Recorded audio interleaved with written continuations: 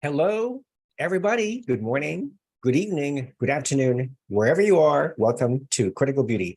Today, I have two amazing guests. One of them is Ko Fanasa, who is the admin for KP1 Worldwide.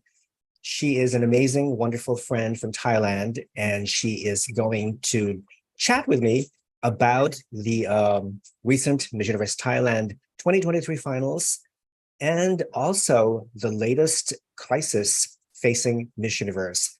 And in the last minute, we are going to be joined by George from the Pageant Empress. So we have two guests today. So we're just waiting for them to enter the chat room. If you guys have any questions or comments, please feel free to type them in the chat box below, and I'd be more than happy to read them to the panelists. So we're just waiting for, I think I saw Ko. All right, let's admit her.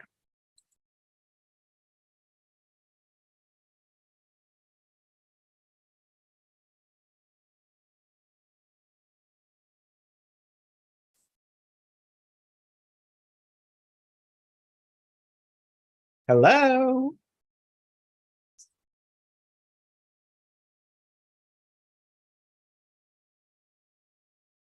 All right. She's connecting.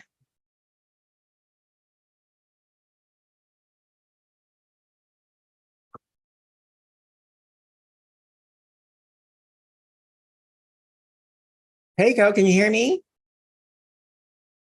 Okay, she's still connecting.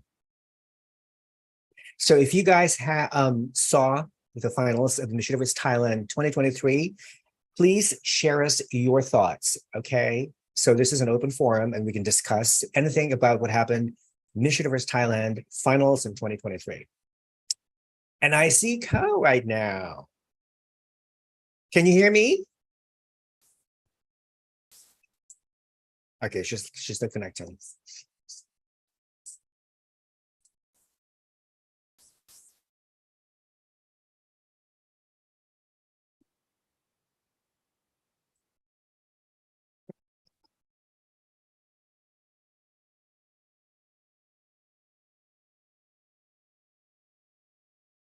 Oh my God. All right. Can you hear me? Not yet. It's still connecting. Okay. So she's still connecting to audio. Apparently the internet's very slow, especially during the weekend. So it happens, you know, what can we do?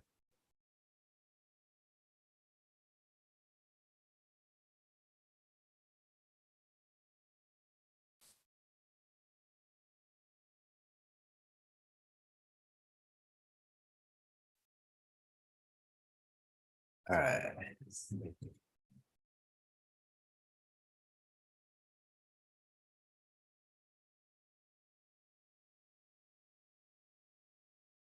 Try it again.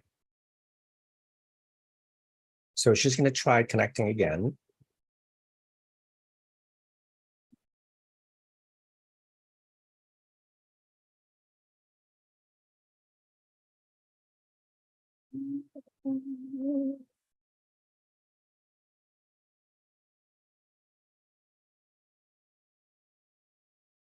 Try it again. So she's going to try connecting again. Sorry about this, guys.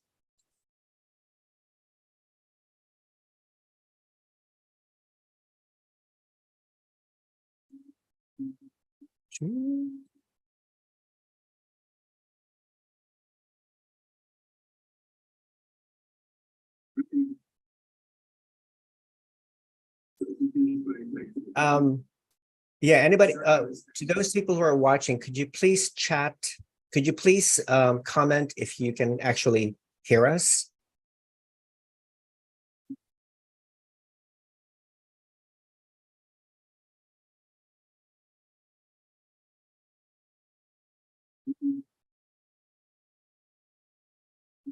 Yeah, hey guys, can you, yeah, okay, so admit, we're gonna, so, actually hear us. Okay, great. Thank you, Yuri. Thanks, appreciate it. Okay, so you Co had to log out and log back in. Thank you, Yuri. Appreciate it. Awesome. Thank you. Thank you, thank you, thank you. All right, so we're just waiting for Co to log back in. Hello, darling. Can you hear me now? To log out and log back in. Thank you. Can you hear me, Co? Yes, yes, very clear. Awesome. Okay. Wonderful. Yeah. So we're just waiting for George from the Pageant Empress. Okay, clearer? Yes, very clear, very clear. So we're just waiting for George from the Pageant Empress to join. And I think he just got up because and he's still taking a shower. Is in Thailand or not?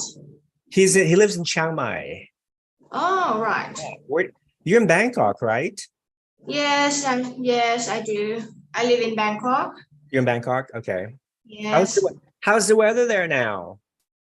Quite humid every day. You know, during the day there might be a very strong sunlight, but you know, around evening till the twilight, you might experience a heavy rain. Wow. It's actually rainy season in Thailand. Mm-hmm. Mm-hmm. So you guys have like typhoons, like a tropical. No, not storm. really, not really. We rarely, you know, encounter typhoon, but heavy rain, yes. Heavy rains, yeah. That's good. Well, it's still pretty warm here where I live, Massachusetts. As you know, it's September 1st here. And 20 more days and it's going to be officially fall, which is my favorite season.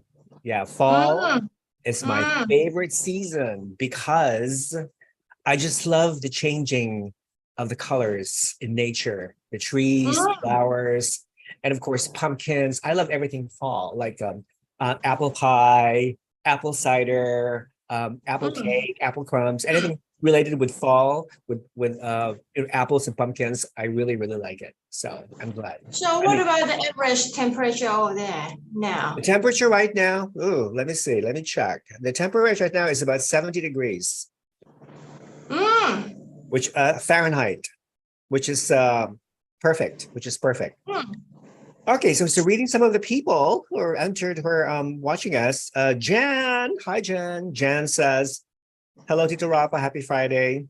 Been waiting for your live. Thank you. Sounds like a fun topic. Yeah, we have two topics that we're going to talk. Originally, there was like just one topic, which is about comments on Miss Universe Thailand finals.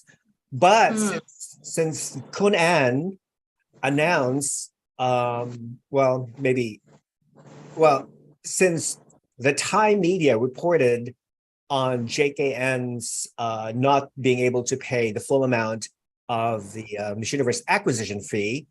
So of course that made headlines and people are talking about it. So I decided, you know what, why don't we add this topic to the existing topic? So we have two topics tonight. And originally, George of the Pageant Empress, I wasn't sure whether he would be interested because usually George goes to the bars and he dances and he parties all night and he gets up really like late in the morning. So I didn't want to bother him. But when he found out that it was going to talk about Miss Universe Thailand finals, he said, okay, Rafa, I want to jump in. I want to join in. Please, I have so many opinions about the pageant. And I said, sure, go ahead. Let's join in. Welcome. Yeah. Welcome, Josh. Yuri says, hello, Rafa and distinguished guests. I always have a pleasure to listen. Thank you, Yuri. Much appreciated. Stephen Anderson, our good friend Stephen, says, hello, Rafa and Co. Do you remember Stephen Anderson, Co? He's a frequent viewer, and he's been commenting. He's a very active commenter. So thank you, Stephen, for that. Yes. Hi. Thank you for joining us. Keep commenting. Yes, commenting. That's the only way. That's the only. Yes, the more comments, the more likes, the more subscriptions, people. Please subscribe if you haven't subscribed to this channel yet. And we're growing. This channel is growing. I think we just recently hit 7,300. No, 7,000. What? Yeah, 7,930 subscribers, which is great. We're getting there. We're getting there. Stefan Richards. Hi, Stefan. Christoph says hi. I can hear you both now, etc. So yeah, we have people watching from all over the world. Oh, hello, Universe. Dubai Universe. Oh, Jan, you are so funny. So, we can start while waiting for George. As you know, the Miss Universe Thailand finals took place on August 20th at MCC Hall, right, Co? MCC Hall. Yes. In At the mall life. Yep. Yes, in the province of Nonthaburi. Yeah, it's near my residence. Very close. Is it really? Yes, very close. Oh, okay. So how far is it? Can you drive? Just about, I think 6K. Okay, that's not too bad. That's not too bad at all. Yeah. Oh, by the way, before we continued, I did see a bit of your interview with Lees Garcia, who is the national director of this Grand Cuba organization. Right. And I thought it was a great interview. And what do you think of Lees? Was that your first interview with her? Yes, it's my first interview with her because I never met her in person during Cuba Miss Grand, 2 years ago. But yeah, I follow her for quite a while. Yeah, and I really admired how she performed as a host in Miss Grand International lately. Just amazing. And I couldn't believe that I have a chance to interview her girls who compete in Miss Grand Cuba and Miss International Cuba. Yes. So, and she also a director of the organization as well, Miss Grand Cuba. Yes. Unbelievable. It's just amazing experience indeed. And she really wise and smart. And she's very smart, all the content in the interview is just entertaining and also it's quite worth watching. She gave a lot of good thought, inspiration to to all people, especially for us, fans. She gave quite valuable advice to the fans, how to react, how to behave to the outcome, especially when it's turned unfavorable to your expectations. Exactly. That's really nice. Exactly. As you know, I did judge Miss Grand Cuba pageant. Yes, almost I did 2 weeks ago. That. Did you see the on Grand TV channel? Actually, at that night, I was engaging with another event. I think Rotary event, and that's why I didn't watch live, but I watched later. And I wonder, would it be hard for you to judge? It was kind hard. of very high, caliber girls. Even though there were only 5 girls that competed, they were all excellent. They were all outstanding. And it boiled down to basically picking the 2 best girls. One would go to Miss International and one would go to Miss Earth.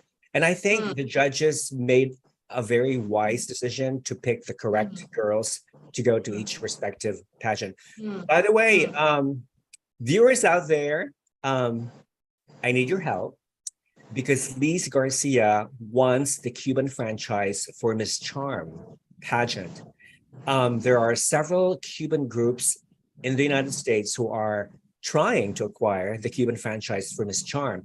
And as you know, when you go to on Miss Charm's Instagram account, misscharm.tv, there are 3 countries right now in the top 3. And they can only pick, I think pick 1 country to compete in the next year's edition. So right now it's Malawi, Honduras, and Cuba. Cuba is number 3. So which is good. Okay, which is good. But please go to misscharm.tv Instagram account and post something like please give the Cuban franchise to Lees Garcia and then tag her at Lees Lees .Garcia. Okay, so go to misscharm.tv Instagram account, comment on their page and says give the Cuban franchise to at Lees, Lees dot Garcia, because we want her to be the Cuban director for Miss Grand, because she's a professional, Right. business savvy, smart, Yes. articulate, and just a very kind-hearted and generous person. So please do that. While you're watching us, or maybe after the show. So really appreciate that. Okay, so let me see. I think George is going to join us soon. Okay. All right. So anyway, so Miss Universe Thailand 2023 finals took place in Nonthaburi last August 20th. Oh my God, that was like what, 10 days ago, 11 days ago. My God, how time flies so fast. It seems like I was watching just yesterday or last night. Actually, you know what? I watched the show 3 times. The first time during the live finals, the second time 2 days ago, and then earlier today, I watched it again just to, just to make sure that I did not miss anything in the pageant. But overall, I thought it was well produced. It was, TPN Productions did an amazing job producing the show, and it's in the same par as Miss Universe when it was held in Thailand in 2018. It was the same stage, correct? Was it the same stage? No, it's a different stage. Okay. It's different venue. 2018 Miss Universe was held in at Impact Arena. Impact Arena. That's right. Yes. It's actually quite close. It's about 5K far.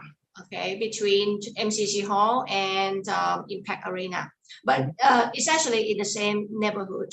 It's in Nonthaburi as well, and my residence just in the middle between each of them. Right, exactly. So as you know, TPN Global company is one of the biggest companies in Thailand, and they specialize in events and other business related events and whatnot. So this year, though, let me see. They have a new crown. It's called the Light of Glory crown. Yes. I believe it's sponsored by a company of the name of God Diamond. Yeah, I'm reading God Diamonds Jewelry Company. So guys, what do you think of the new Miss Universe Thailand crown? Please comment. When the first time I saw it, I was like blown away by the beauty, by the elegance, and also by the precious stones that were encrusted, in this beautiful crown. I think the new crown is 100 times prettier and better than the existing Miss Universe crown. Don't you think? Don't you agree? Yeah, I think so too. So yeah, so it's a beautiful crown. And I'm so glad that the winner, is able to. I think for the current, crown, still, craft by Mouawad, Light of Glory crown. Probably, I think it's pretty positive that, was crowned by Mouawad. By Mouawad. Oh, you know what? Yeah, you may be right. Yeah, I think. Oh, yeah, that's right. But the other company, I think, produce the provincial crowns. Yes. Okay, okay. I take that back. So yeah, Mouawad Jewelry Company is the one that manufactured and sponsored the Light of Glory crown, which is the new Miss Universe Thailand crown. However, another company is called God Diamonds Company. They were the ones who manufactured the crown for each provincial winner. So yeah. So thank you for reminding me that. Yes.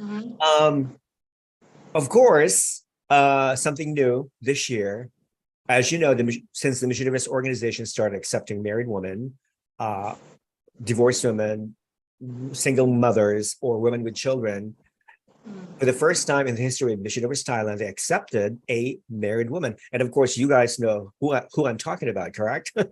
one of the front runners for the crown. Her name is Praveenar Singh Thakral. In other words, short, Veena for short, right? So Veena, of course, has always been a favorite. This was the third time that Veena competed, because the first time she competed was back in 2018, I believe. Yes, the first 2018. time And she was joining was 2018, and the she was second time she was first was runner-up, right? 2020, and Okay, the third this year. third time this year. Okay. Okay, so we see George. Should we admit George? Should we ask him if he's vaccinated? No. Just kidding. All right, let's admit poor George. Georgie Porgy. Georgie Porgy. All right, so yeah, so then okay, so it was a Mouawad Light of Glory. I wonder why Mouawad decided to name the crown Light of Glory. Do you have an idea why? I don't have any idea, but I think the name of the crown, Light of Glory, I think is very apropos to the current theme of Miss Universe Thailand, because it's all about light, meaning light, of course, is the opposite of darkness. Nobody wants to stay in the dark. Light means also the truth. Light symbolizes the truth. And of course, glory represents prestige, royalty. So when you combine both ideas, you have the perfect crown right there. So, right? Right. Wouldn't you agree? Wouldn't you agree, people? I think it's kind, the connotation of, the definition of the crown is sort of hint about the environment, of Sustainability. Yeah, re-emerging in Thailand. We Okay. has been experiencing economic downturn for many years, and also we got political change, kind of upheaval, because totally changing side, opposite way. So that's kind of hope and positivity in people's mind. So it in has Thailand. So it has some political symbolism attached to it. I mean, people just expect the day of glory, especially economically in Thailand, to come back under the new government. I think that's some, Miss Universe Thailand always have some link to, like the highest institutions. Yes. And government. So how is in a sense, I think the connotation tend to indicate that way, and also like we're still hanging on the hope of taking the third crown. Yes. Somehow, I think. Yeah. Yes. As you know, Thailand has won 2 Miss Universe crowns. The first one was back in 1965, a long time ago, when none of you were even born. Okay, and it was a crown. It was won by Apasara Hongsekula, who, by the way, still looks incredibly youthful. Like this woman, she's probably what, in her 70s or something, but she can still pass it for a 40-year-old or even mid-30s. I really don't know. I don't know what her beauty secret is, but she has an amazing skin, and she looks so much younger even. So she was the first one who won Thailand's first Miss Universe, and of course in 1988. Well, I bet you most of you were already born, but still cannot remember who won. The crown was worn by Porntip Nakirungkanok. Back in 1988, and that was an amazing year, by the way, for a lot of you Miss Universe fans, because 4 Asian girls made the top 5, and the 5th one was Miss Mexico. So Thailand won, and the first runner-up was, of course, Korea, which I thought was also amazing. So yeah, oh my God, there's so many good memories from that year. That was a good year. That was a very good pageant, and it took place in Thailand. Yeah. Mind you, if I just like to clarify a little bit on the meaning of the right of glory. Okay. Go for it. Explained by Mouawad, all right? It's quite similar to what I explained before. It's actually the light of glory crown draws inspiration from the belief that glory comes with a responsibility, a golden opportunity to be seen, heard, and positively influence others.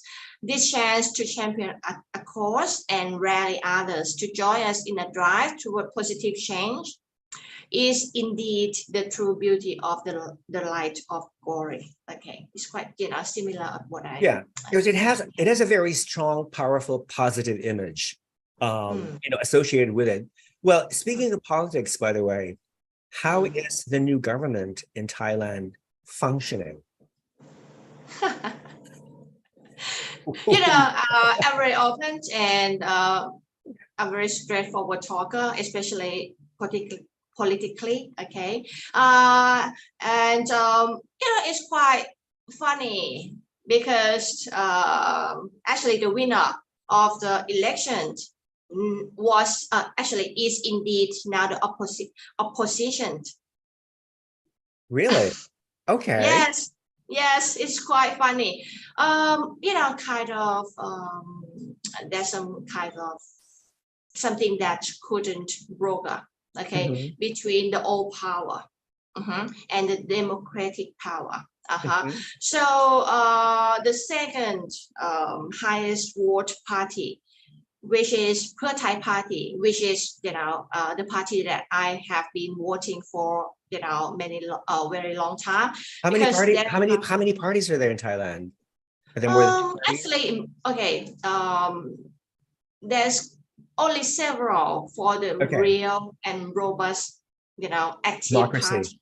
Okay. Yes, but every election you might see a lot of new emerging party which you wouldn't expect to last. Yes.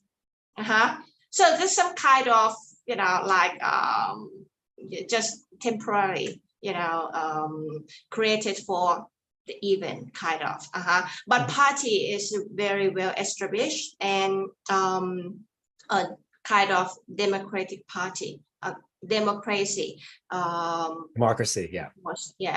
champion party, and they have a very, very big fan base, not fan base, actually electoral. Supporters. Yep. Because of what? Because people in the party has capability in solving economy, especially during Tom Yam Kung. Our country kind of bankrupt. Really? We have to ask for help from IMF. And interesting. Like the exchange rate between Thai baht and USD just skyrocketing from 2025 of 25 baht per $1 to 58 baht per $1 within several months. So people just went bankrupt, especially people who invest in the stock market at the time. Okay, the rich. I think what's happening in Thailand is also happening all over the world. I mean, this because of inflation. I mean, prices go up and down, and stock market, goes up and goes down. It's just the nature of the financial industry. Look what we have. We have George from the Pageant Empress. Good morning, George. You made it. Sorry, I was having some technical issue with my laptop, so I'm using my phone. Is everything okay? The audio? The audio is fine. How are you? The audio is fine, but I see a lot of your ceiling. Your camera. I want to see your gorgeous, beautiful face. Sure. Yes. I'm looking forward for the chat. Yeah, there's so much to say about TV. And also Miss Universe, especially a background Rafa. Yes, I know, right? I think we're all excited. A lot of things are going to happen. So, Ko, I believe this is the first time you met George and vice versa, correct? Yeah, it is. I always watching his episode and his clip. I'm one of his fans, definitely. So you guys follow each other, I hope. Hello, Josh. I wish that you know me. Yes. So people who are viewing here for the first time, if you haven't heard of Pageant Empress, please follow George of the Pageant Empress at Pageant Empress on Instagram. And he also has a YouTube channel called Pageant Empress. And of course, our good friend Kohan at KP1 Worldwide on Facebook. Yes, and IG. And IG. On my IG. And Kophanasa, Kophanase on Instagram as well. So please follow these two beautiful, gorgeous people. Okay. Right. And of course, if you haven't subscribed to my channel, of course, please do so. And like, comment, share. That's the only way that YouTube reads all these algorithms. So the more you people like or comment, I really don't care if you hate this channel or if you have some negative thing to say, it actually helps with the algorithms. So if you have a lot of horrible things to say, please type them in, and I'm okay with that, okay? So guess who's watching? Our good friend Brian Javier. Hey Brian, how are you, darling? He said, hey babies. As you know, Brian is the new director of Miss Grand US Virgin Islands. Her name is Heather. Congratulations, Brian. Congratulations, Brian, beautiful young woman. And I will eventually get to interview Heather, Miss Grand US Virgin Islands, hopefully next Friday, next week. So thank you for dropping by, Brian. We love you too.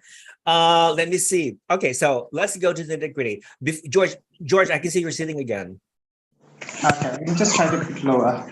Oh my God, is your doggy there? It's so cutie doggy. What is your dog's name, by the way? He's Junior. It's a boy. It's a 2-year-old pom. Oh, he is so cute. I think Ko has a dog too. Yes. Ko has a dog, right? Yes, and a puppy lover. I got French Bulldog. Yes. He actually 4.5 years now. What's his name? Melbourne, I remember. Boy. Melbourne, yeah. He's a boy, and his name is Melbourne, after this Melbourne, Australia. And of course, I have a dog too. Her name is Willow. I call her Princess Willow, because she's a princess.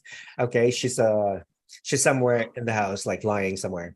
So, George, before you came in, we were talking about some little background about Miss Universe Thailand finals, that it took place August 20th, 11 days ago, at MCC Hall in the province of Nonthaburi in Thailand. So, also, TPN, I mentioned that the TPN Global produced the show, and I think they did an incredible job with the production. We talked about the new crown, Light of Glory. It was manufactured by Mouawad, and we talked about the meaning behind the crown. And I also realized that the provincial crowns were designed by a different jewelry company. It's called God Diamonds Jewelry Company. So we know, which is great. I think, you know what? I think Thailand is the pageant, is the crown capital of the world. They have so many crowns. Like every province, every city, you don't see that in the Philippines. I mean, Philippines is big with pageants, but you don't see like every province, every girl being crowned during the actual finals. It's only in Thailand. You know, it's amazing. That's amazing, you know. Wow. So nobody leaves the pageant without anything, because they always have something on their head, sponsors, gifts, everything. So go Thailand. I think it's similar to Miss USA. In these states, the state winners get their own crowns and the sash. I think the Miss Universe Thailand is adapting the same format as Miss USA pageant. Everyone gets a crown, even if you don't place. That's true. That's true. Comment from Antonio Capasso.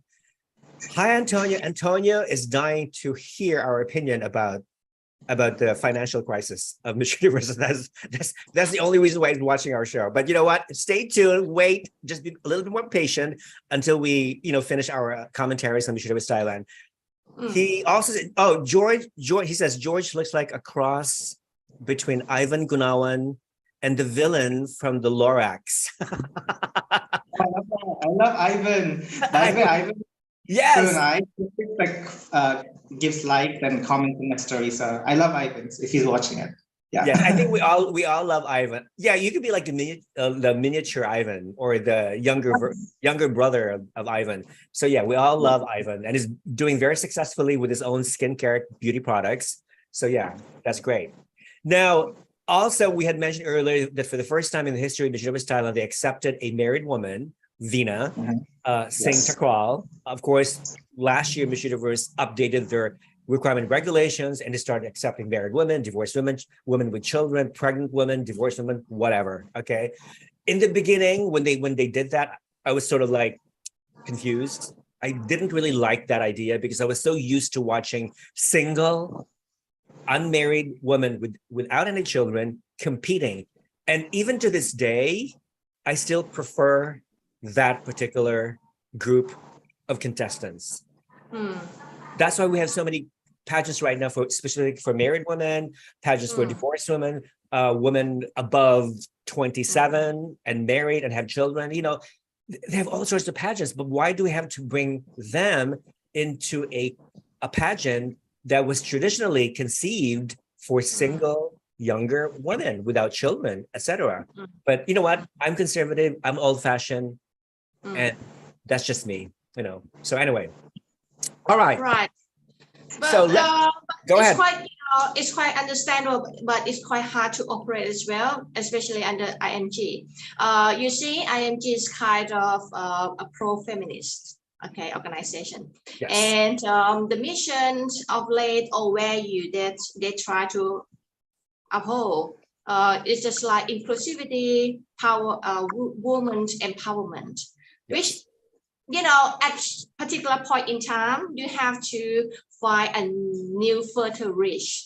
So it's quite, getting farther and farther from, the tradition. Just like, you prefer the unmarried and single woman to join the contest. Right. It's understandable as well. But because, times go by and globalization and borderless community, one world policy kind of. One universe. That's why, yes, that's why I think Miss Universe is like a little bit driven by politicizing somehow. Political correctness. Yep. Yes, that's correct. That's why they have to create a new standard of thinking and try to push society as a whole to accept or to embrace, such as inclusivity and women empowerment. You change the rule to include either unmarried or married with children to be able to join. For me, I'm acceptable. For me, it's okay as long as you can compete, as long as you can be responsible for the assignment you be given, and you stay yourself in shape. I think it's quite harder for you to compete to the unmarried and single woman. So if you can handle all the pressure and the hard work you might be born with, it's okay for me. I think it's good that married women are allowed to compete in the Miss Universe, because if that policy did not go through, we're not going to have Veena Singh competing at the Miss Universe Thailand. So she'll be missing out. I'm looking at the positive side, and let's not forget there's so many stunning married women as well. Just because they're married, I don't think they should not be able to go for Miss Universe. I'm so happy that they changed the policy, and I'm hearing that Miss World might change it soon. So fingers crossed. Yeah, Miss World. I would love to see Veena in Miss World. So fingers crossed. Okay. Well, I think I mentioned it, in our previous live group chat, that Miss Universe in the beginning, in the early days, used to admit married women from 1952 to 1956, but all that changed. But they started abolishing that policy basically due to logistics, because they thought it was very challenging for a married woman, especially with children, to travel or to to work with a young child, visiting one state to another, etc. So it was very challenging. But you know what? It's your organization. They can do whatever they want. If I were the owner of Miss Universe, I probably would not allow married women. I would not allow trans women. I would not allow fat women. I would not allow anything that to me would be so weird and unconventional. Okay, it's just me. Okay, it's just me. And I'm sure there's a lot of people out there in the world who also think the same as I do, but they're just not. But they don't have. But they're not courageous enough to say so. Rafa, I love the keyword that you left before. It's all about political correctness on this, honestly. Yes. Yeah, but you know what? I think it's a trend. Like, being politically correct is just a trend. It's another marketing strategy to attract more people to join the pageant. But you know what? I think it's only a fad. It's not going to last long. I think, granted, maybe what George said, maybe Miss World is also considering accepting married women, but that's just part of the fad. It's a growing fad. Eventually, it's going to die down, and people will become sick and tired of it. They will miss tradition, and they will want to crave single unmarried women to compete on stage all over again. That's all. Anyway, if you guys agree with any of us, please say so. Okay.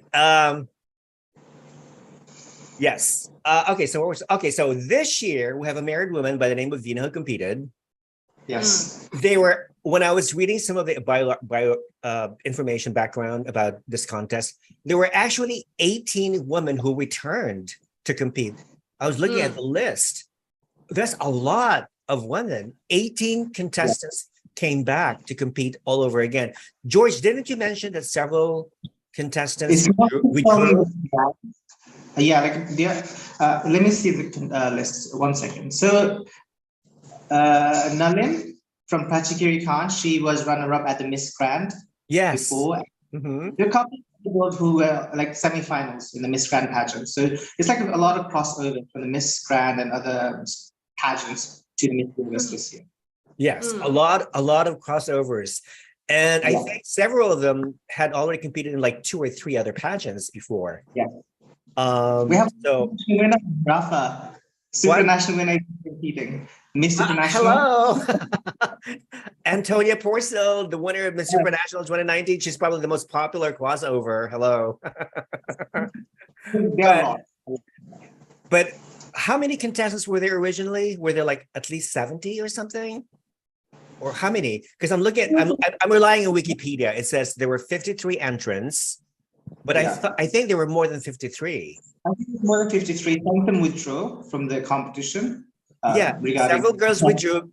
Yeah, I think two of them left because they thought that the crown was, or they thought that the judges had already picked the winner. Either it was between Anntonia or Veena.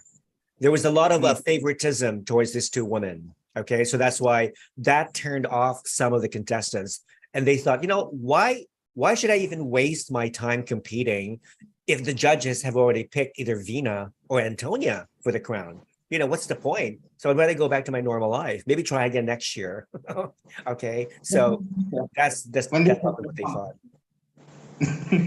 Right?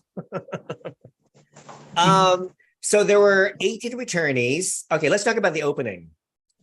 As I was telling Co, I saw the show 3 times. Once doing the live, again a few days ago, and then earlier this afternoon, because I wanted to be sure. Yes, I really wanted to focus on the entire production. I'm not talking about what happened off the stage or before or in the event leading to the finals. I'm talking specifically about the telecast. Okay. If I were to give it a score from a scale of 1 to 10, I would give this a 9.5. It was so good. The production was incredibly good. Let's talk about the opening number. What do you guys think of the opening number? Love. It reminded me of Miss USA. I think, was it Chelsea's year? Before, remember the stage was so long. It looked like Victoria's Secret's fashion show. I loved it. The production is always good with the Miss Universe Thailand, and there's something about TPN every time they host the pageant. I'm sure you guys remember back in 2018 when Katrina Gray won. The production was incredible, and they're keeping the same pace. I think they're improving every year, and I love it. The stage is great, so I have no complaints about the production. Okay, all right. What about you, Carl? What do you think? Yeah, I love it. And especially I love the length of the catwalk length, because I think the longest ever conduct in Miss Universe Thailand, I mean, locally, not Miss Universe. And I noticed that the girls and the contestants feel more energized, to show what they prepare, what they have. During the competition, which this kind of catwalk length.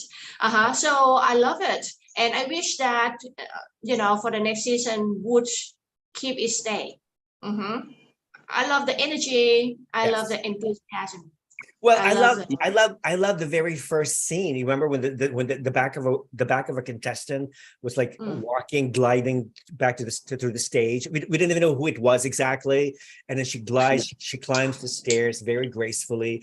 The light was still dark, and then she reaches the center of the stage, and all the lights boom, and then you see right in the center was Anntonia. She was standing right on the center, and she was like leading the group, leading the pack. So I thought that was very, very dramatic. And of course, there were already when I saw that, oh my God, that's Anntonia Center. There then, I thought she's gonna win because they put her exactly right in the center. Stage. Rafa, you know what? Actually, a portion of this part became meme. Okay, Became in a Thai, meme?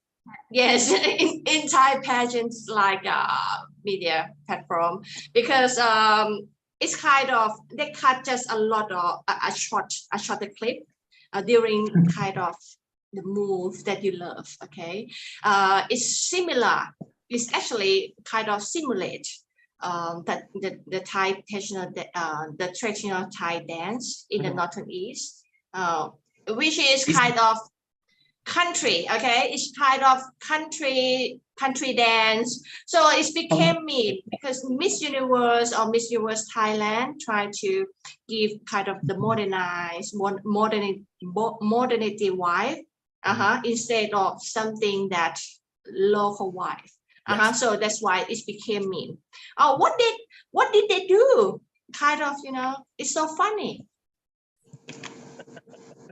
I love it. Go ahead, George. Were you gonna say something? I was gonna say because the music was from Isan, it was like kind of funny because Anntonia is also from Isan. It's the northeast. She's from Korat, Nakhon Ratchasima, which is like the capital of the northeast Thailand. And the music and the dance kind of reminded me of that local music. But right from the start, I thought like, okay, this is Antonia's night. She's gonna win it. Yes. I thought the choreography was amazing. I also like the fact that they were wearing this really very sexy outfits. It's more like they were wearing like a corset top, and then combined with a very short glittery skirt, like mini skirt, and matching shoes. And I thought everything was amazing. From a lighting perspective, and also from a choreography perspective, everything was like perfect.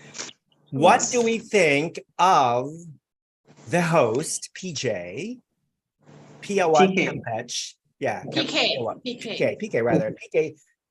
What do we think of him? I loved him, when he hosted Miss Universe 2018, and I also love him. Next level. Every time he speaks, it feels like he had like shots or like energy drink because he has such high energy, and I love that. I think we need that in a host because the show sometimes can be like 2 hours, 3 hours, and sometimes in the audience could feel like really tired or like a little bit sleepy if the host is not energetic. And I love it because every time he speaks, even if I'm sleeping a bit drowsy, like I'll wake up. He catches your attention, and I think we need that in a host. Don't you think, Rafa? Yes, he's great. I think he should be the host for the future edition as well. Yeah, I think so too. I think I can see him like hosting for the next 10 years or so, or even longer. But I think I like him because he's so adorable. I mean, he has a very cute like face, and I think he's like in his early 40s or something, but he looks so young still. Yeah. So yeah. I think is he married? I think he's married, right? I believe he's married. He's married. He married to a model. He has kids. Really beautiful one. You have to see her picture. Yeah, Oh, really pretty. Okay. Is he married to a Thai woman? Yes. Thai. Yes. He's Thai. Okay, that's great. All right, so we all love PK, and then they started introducing the judges one by one, and each of the judges walked on stage, and I thought again that was great. They're actually acknowledging the presence, the significance of every member of the judging panel, which I thought was amazing. And of course, the judging panel included several beauty queens. They're like 3 former Miss Universe Thailand. One was Maria Puntertlap, and then Anchili Scott-Kemis, and of course, what's her face? Was Amanda Obdam a judge? Celeste Cortesi. How can I forget? Miss Universe Philippines. She was the last judge to be introduced. Yes. And what was she wearing? Can we talk about can we take this moment to appreciate how stunning Celeste looked in that evening gown? That's her that she wore for the Miss Universe. What happened? She has great outfits. Why did she not wear this for Miss Universe? I was like, wow, it was incredible. The gown from MET. So to those people who watched Miss Universe Philippines 2023, there was a young woman who wore a similar dress. Okay. Her name was Krishna Gravides, and she eventually won Miss Charm Philippines 2024. That her gown was designed by Filipino designer Ryan Fernandez. And I believe Celeste also wore a different version of that dress, also designed by Ryan Fernandez. And there's a Miss Universe Thailand finalist who also wore a Ryan Fernandez creation. So yeah, Ryan Fernandez is very popular. Yes, yes, Nicha and Nalin. The third runner-up, Nalin, wore Ryan Fernandez dress. Yep. It's actually worth 3.5 million baht for the final dress. Yeah. How much is that in US dollars? Yes. Yeah. When you say $1 million baht, like, oh my God, that's a lot of money. But how much exactly is in US dollars? Okay, so we know that, and also I think there were several stylists as well and entrepreneurs who were part of the judging panel. So they had a very great group of people from having different perspectives from different walks of life. So I thought that was great. The first Scott happened from 53 down to the top 20. Okay, of course, there's a very nerve-wracking episode because the pageant, I believe, started July 10th. Let me check Wikipedia. Okay, according to Wikipedia, the registration for the pageant started July 10th. That's when the girls started arriving, and they signed up, they registered. So, and then the final was August 3rd. So we're talking about like what? 6 weeks. 6 weeks of pageants. That's a very long, dragging pageant. But you know what? It benefited everybody. The girls were happy. They received a lot of sponsors' gifts. You know, they learned something new from this experience. They grew as individuals and stuff. And the fans, of course, enjoyed every happening. It's actually purpose to kind of reciprocate to the sponsor. You know, so if you can observe, you will see that a lot of prep related to the sponsor. So that's why, you know, the organization just try to set the event and capitalize on, you know, like the fame and the presence of the contestant. I think which is good. You can promote the city, you can promote the activity, and also, you know, coincidentally, you promote the product of the sponsor of the, and especially of the community in that province as well. So that's why, you know, the period of activity is quite lengthy. And I think it's great, you know, if you have 53 girls, each representing a specific province, you know, Thailand, they all had supports from their provinces, from their provincial directors and whatnot. So no. Any of them did not receive. Some of them did not receive any sponsorship. Which one did not receive sponsorship? One of the main reasons that made quite, you know, several contestants being withdrawn because they lack of support from sponsors. Okay. Such as initially she was invited or, you know, kind of convinced to join. CD kind of made promise to, you know, to sponsor or to back up her as much, kind of. Some province, you know, the contestant just left earlier or left midway because the promise wasn't fulfilled, and she couldn't carry on by herself. It's very hard. That's too bad.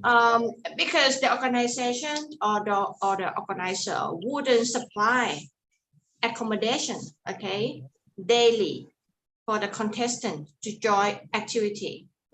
So you must have a very, very strong financial team backing you.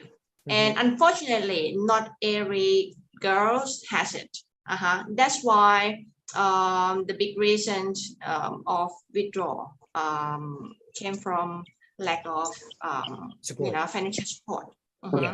So you know what? That's in a way that's good to know, because I know there's so many, especially when you're talking about small scale pageants like provincial or local pageants. You know, there's so many people who are so eager to be directors or to be, you know, they have this vision of themselves becoming a director.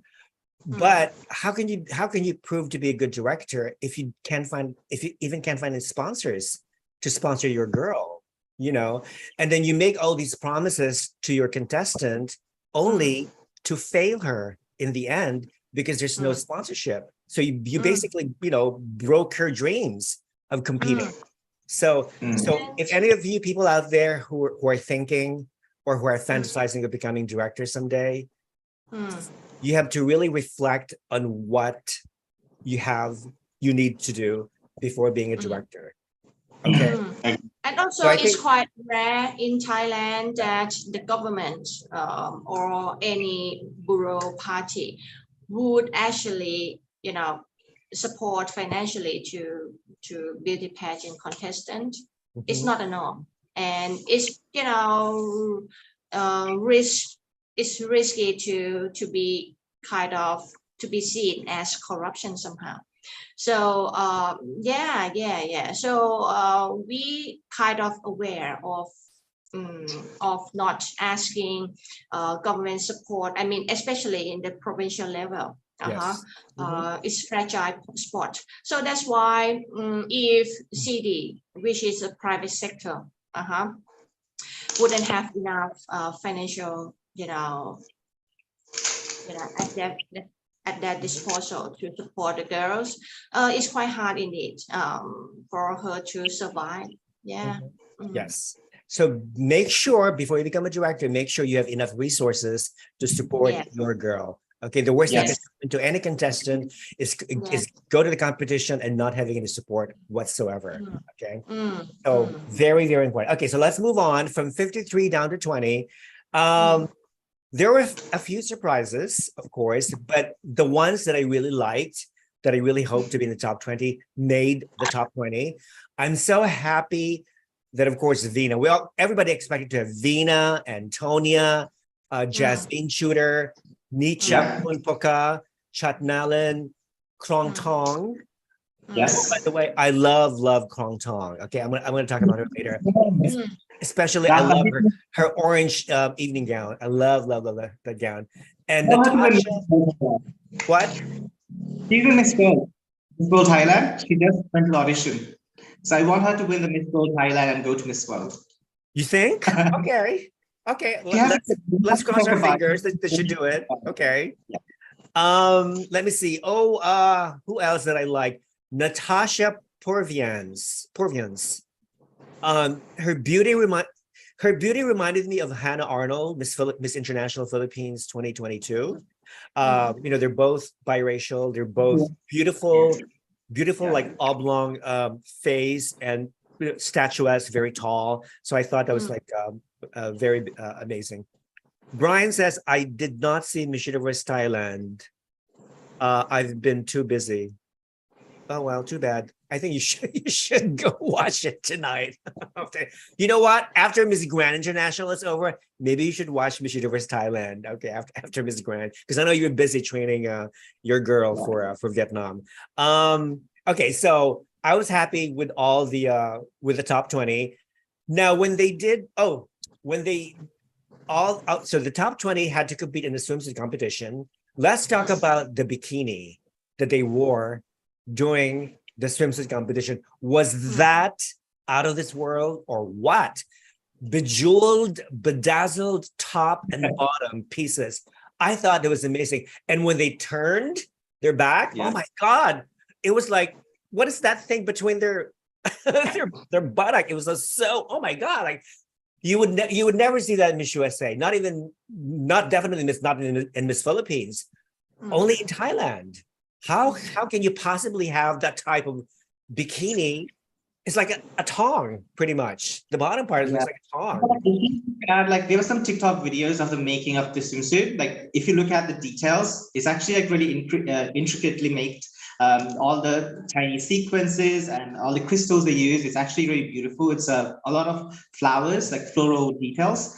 It's actually really beautiful too. You have to see the making of the swimsuit. It's done really well. It doesn't really translate that on the video, but if you look in close up, it looks absolutely stunning. Yeah. And they look very, very expensive too. They look very, very expensive, Now, do they get to keep all those the wardrobe, the cocktail dresses, the opening dresses number and stuff? Did they get to keep them, or were you just alone? No. I don't think so. No. Oh, come on. It's expensive. It's the gowns, Rafa. That's like millions of baht. Okay, fine, but at least the bikini, they have to keep the bikini because they already worn it. You can't possibly like give it to somebody else because you already worn it. I think Right? actually the bikini was created and designed by unique brand, and the unique owner is actually Kun Pui daughter. Mhm. Okay. So it's kind of there's a lot of business revolving around Miss Universe Thailand organization, and it's quite daring indeed for the design. Yeah, it's dazzling, but yeah, it's daring because it's exposed a lot of parts in the body to the public. But I love novelty. Yeah, it's quite acceptable for me. Of course. Well, I can't complain because I thought it was gorgeous. It's beautiful. The girls look sexy. The girls look amazing, wearing those two-piece bedazzled bikini. Now, when they came out, who do you think gave the best performance as far as swimsuit is concerned? Let me see. I'm looking at the video. Let me check as well. Yeah, I thought Jazzy blew it. She blew the entire competition. To me, she had the best catwalk. She had the best stage projection, the facial expressions, the attitude. I thought she was amazing, and her body. I think she has the best body. Jasmine Shooter has the best body. Now, when Veena came out, I thought, dang, this girl is hot. But one thing that bothered me was those damn long hair extensions. And she didn't even know what to do with those extensions because it was too long. And this is one of the main things that bother me. If you're going to wear hair extensions, practice it. Practice how to wear it, practice how to display it, practice how to move it on stage. She probably didn't spend a lot of time practicing with hair extensions because it was a mess. One strand of hair was covering her forehead, and she barely even lifted up. And then when she turned her head, she kept flinging her hair, which to me was very, very annoying. But other than that, she has one of the most amazing bodies, a great catwalk, great attitude, except for the damn hair extensions. I also like Nicha, Punpoka, Miss Lamphun. Yeah, I thought she was great. Nicha and Nalin was amazing. Krong Tong was probably my second best because this girl, when I look at her face, oh my God, she is a goddess. She should go to Miss Universe or Miss Supernational, or Miss Grand even. I mean, she was amazing. Now joined Miss Thailand World. She now joined Miss. Oh, she's joining Miss World, which is great. I think Jazzy, Jasmine, Chatnalin, and who else? And Krong Tong. Those three young women basically have the same body type. They're tall, lean, very sexy, almost have the same, expressions. So I thought, they were amazing. And of course, Natasha was also one of my favorites. Who are your favorites for the swimsuit? Okay. All right. For me, all of them? Okay. For me, okay. In general, definitely Veena, and honestly, Jessie performance in the final exceed my expectations. I have to change what my perception about her. She performed so well. Her passerella, just brilliant, confident. She did everything with attitude. I think her strength is attitude. And her body is good, okay, but I think I prefer her to be more curvy, but understand the body type. The torso, her torso is quite rectangular, I long? think. Yeah, long. Okay. So I love her. Definitely Veena, Jessie, Antonia, Nalin, and Jenny from Surat Thani. I Jennifer think Jones. she, Jennifer yes, Jones. yes, she quite a quiet, upcoming, upcoming contestant. Indeed, she performed well. If you took not notice of her, she walked nice and she really calm, very composed. And because I, interviewed her before, she really smart. Jennifer She's Jones. for vision and really calm. That's her strength. But you know what? Jennifer Jones is pretty, but she's too pale for me. I mean, she looks like a ghost. Her skin was just like very, very white on stage. And I thought she was very serious. She rarely smiled. I mean, I mean, she was great in both evening gown and I think probably I think probably her makeup team or styling team need more effort, okay, about to conceal her skin, a kind of, because in person she's not that pale, honestly. She's not that pale. A little bit, like lighter, a little bit lighter than Nalin. Is her father American? Do you know? Yeah, she's half American. I think British. She British Thai. Jenny. And also I love Uttaradit.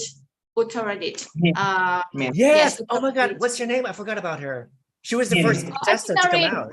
Her name also Nalin, I think. Nalin. Okay. She came from Miss Grand. Yes, she came from Miss Grand. Emma and Min. I forgot about her. Nalin. And definitely Antong, Grong, definitely. And Natasha, I wasn't impressed by her performance, by the way. She not that articulate. And she, still have to improve more and more on her work. So I think she need to come back before I can judge her, I think. And who else? I think around this number that, I probably could recognize in my memory. That's impressed me, okay? All right. How about you, George? I had a lot. Surprised Vinisha. I'm very surprised Vinisha. She never been in my radar, honestly. That really stood out because a lot of the Thai fans were not noticing her.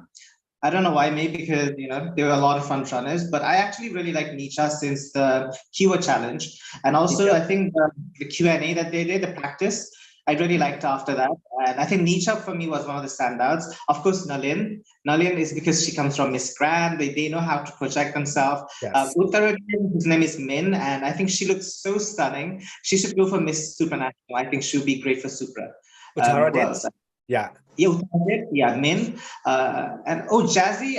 I think you guys are saying like Jazzy did really good. It's because she doesn't have any pageant experience. She's a model, she's a dancer, she's a ballerina. So she always needs to have, she needs to be on point, literally. Yes. So she has great confidence. And I was so happy with Jazzy because a lot of people were kind of only focusing on either Veena or Anntonia. I feel like she was kind of being left over by a lot of time. They're only like 50-50 sometime or like 60-40. So I was so happy with Jazzy. For me, she definitely was one of the best of the night, especially for the Super competition. Yes. And yeah, those are the top 5. And of course, Anntonia. I love Anntonia. Of course, yeah, I totally agree. Okay. Reading some of the comments. What, Rafa? Go ahead. Jessie actually sacrificed, a lot, to become like a world sensation now, because she actually left the university that she actually already studying at the first year, I think. And quietly, I think for a year or so, she trained very hard. She did, yeah. To prepare herself to compete, okay? But it's kind of keep it secretly. So, yes, she knew, but she will prepare. And she sacrificed her studying in university. So now she's not in the university. That's why there's some say that is, a factor which didn't make her a winner. It's her education. And this is the first time she competed in Miss Universe Thailand, right? It is. This is the first time. Yeah, so she was actually the surprise of she was She was in the model. Yes, before but this. she prepared really well because she has a long time. Comparable to others who still studying in the university or who still engaged in their profession in real. Yeah, it's quite a surprise for us, but I think within the team and someone close to her cycle, I think they expect her performance this well. Right. Yeah. And she delivered. She truly delivered. Reading some of the comments, Jan says about the swimsuit, the colors are divine. I want one. I think I want one too, Jan. I want one of those bikinis for myself. Antonia Capasa says, I would be scared to twirl in those swimsuits because I don't want a sequin flower to be logged places. Okay, I get it. He also says Warawalan, which is Miss Uttara did the best for me. Yeah, I totally forgot about Warawalan. Miss Uttara did. When she first came out, she was the first girl to go out in a swimsuit. I thought this girl is very striking. She's not as tall as the other girls, but man, her face, she was like, she gave the face. It was all about her face, the attitude, the projection, everything was perfection. So that's great. Our good friend Naveed from India, good morning. The best thing about Miss Universe Thailand is camera angle. Yes. It made the contestant to pose and to walk. Yes. Best camera angles. It's not very easy to be a cameraman, especially if you're carrying the very heavy equipment and you have to follow the girls, you know, where they went and whatnot. It's very, very hard. And accidents can happen. You could trip and fall.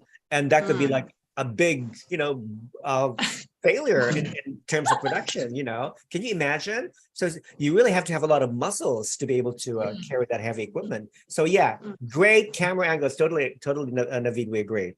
Okay, so there was one girl that caught my attention. She was very, very over the top in her swimsuit walk. Alexandra de Grancey. I don't know if you guys notice. She's kind of short. She's kind of short. Alexandra de Grancey. She's half braid, of course, but she has long black hair, and she was like posing all over the place with her face, with her hair and stuff and everything. I thought she was like, girl, please, what are you doing? Give me a break. But it was very entertaining. It was very entertaining. You know, she did not make the top 12, but nevertheless, she gave, which she thought was the performance of her life. So kudos to Alexandra de Grancey. And I hope she comes back next year because but toned down a bit. Okay, because she was all over the place. All over the top. But there's always, you're gonna find like one or two girls, you know, in every pageant doing exactly what Alexandra was doing. All right, second cut from 20 to 12. Okay, so we're getting closer. Now, I thought there were no surprises as expected. We have all the front runners included in the list. Which girl surprised me the most? Let me see. I think Nicha for me. Who? Nicha, the fourth runner-up. Nicha from Lamphun. Oh, Nicha. Oh yeah, Nicha. Yeah. What do you think of her look? Is she like your typical Thai beauty? Very typical. Is she very typical? For me, Yeah, okay. In Thai standard, in general, you can find the face like her on the street. I mean, like yeah, I think she might, you know, she might rate as good looking girls, okay, in general, but I, you know, not that spectacular or, you know, striking in my, you know, in my view, okay. And also, yeah, I probably overlook her entirely, honestly, because I don't think she speaks that well, comparable to others, you know, strong contestant. I love Uttaradit, okay. She really smart, she well spoken, she walk very gracefully, and yeah, if not Jenny in top 5, I prefer Uttaradit to be in top 5 instead of Nicha. Okay. And yeah, that's kind of I don't know how she came. No. I think you should watch the keyword challenge again. If you're questioning her placement, she did really good in the Q&A, especially. I know she's not the most beautiful girl. Like, she has a very girl next door look, but I think she's a really well-spoken person and she speaks really good English. So you have to watch the keyword and the before the prelim. Remember, they had the speech round. She did really good in that as well. So I'm not surprised. Like, I know a lot of the Thai fans were kind of underestimating Lampoon, but I'm happy she's there. I think it kind of adds, you know, freshness. She's only 18, so she's a baby. Oh, she's young. Okay. Yeah. Okay. Yeah, Maybe if considering the keyword, I think Jenny is still better. She very she articulate and she on point on what she answer. And she prettier, she taller, she tall. I'm quite not sure about the height of Nicha, but Jenny is 174. Right. And she has prettier face, nice body, and she also young but experienced well because she was a teen Miss Teen Thailand before. Miss Teen Thailand winner. Yes. Yes. Jennifer. Jenny from Puratani. Yeah. Is there a height requirement in Miss Universe Thailand? No, there's no height requirement. There's one girl who's like 5'3", if I'm not wrong, who made the top 20. Let me double check. There's one girl who's like really small. Yeah. Okay. All right. So there's no height requirement, you know, which is good. I think eventually it boils down to face. If you have a beautiful face and if your weight is proportionate to your height, you know, you're in. Yeah. You're wonderful. But I would like to see Nicha compete in Miss World Thailand. You know, Miss World and Miss Intercontinental. Yeah, she's more that. That's more like her competition, her pageant. Now, okay. So the top 12 announcement was immediately followed by which I really like, is the parade of Thai pageant queens of different ages. Did you see that one? Which I thought was. When I saw, oh my, that is so American. It's very, very American. You know, you see all these like beauty queens of different ages, like teens, preteens, adolescents, you know, teens and whatnot, and adults. Having like kids. What do you think of that? Having like a mini Miss Universe Thailand. I thought it was adorable. You know, I mean, they should start very young. That's the way to go. You know, if you want to compete in a beauty pageant, start young. If you're a mother and you have like a 3-year-old daughter, and you know, keep push her to be a beauty queen, and start training her, you know, when she can't even walk. You know, so go for it. It's hard to materialize in Thailand, you know, because the pageant is not in our blood initially, and you have to work, you have to make your own meat, especially finding sponsor. It's quite hard to bargain with the sponsor, you know, for some cash or, you know, some injection. So that's why you have to focus on your main course, like studying first, and definitely for your, you know, extra career like modeling, and do some advertising before you jump into pageantry.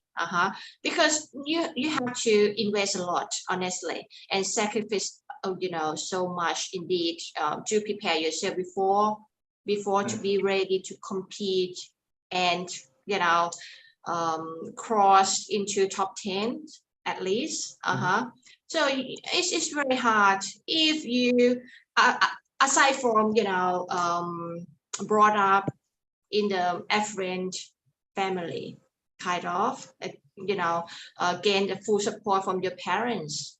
And if in that case, you can drive your child to, you know, to learn and to gain experience into the pageant system since young age. Exactly. There's so many challenges indeed in Thailand. If someone would love to focus competing pageantry as a, you know, as the main calling. Well, I'm all for, you know, creating pageant camps, beauty pageant camps in every country all over the world. You know, so I encourage everybody out there in a sub-Saharan desert of Africa or somewhere in the South Pole or North Pole is a young gay man or young gay boy wanting to have his own pageant. Dude, go for it. Okay. If you can't find a sponsor, worry about sponsors later. Just keep training. Practice with a sea lion, practice with an Eskimo, practice with a polar bear, teach a polar bear how to walk with a pasarela. Go for it. You know, it's the desert. Everything is possible if you put your mind into it. Now, I agree, Rafa. I would like to highlight your point, Rafa. I totally agree, and I support your ambition indeed. Because of what? When I jump into pageantry, and what made I love the most is like the attitude, and the mindset, and that you put into the girls. The girls transform completely from day one before they join it, until they become a queen. That's what I, experienced with my own eyes. And I even at this stage, I think, would it be that good if like the Ministry of Education just insert pageantry principle or the course into the main study? Because I think the girl would gain a lot of benefit from, embrace a nice mindset, and it can mitigate the chance of getting depression and, obtain a negativity. I think in long run, okay, what I'm thinking. Yeah.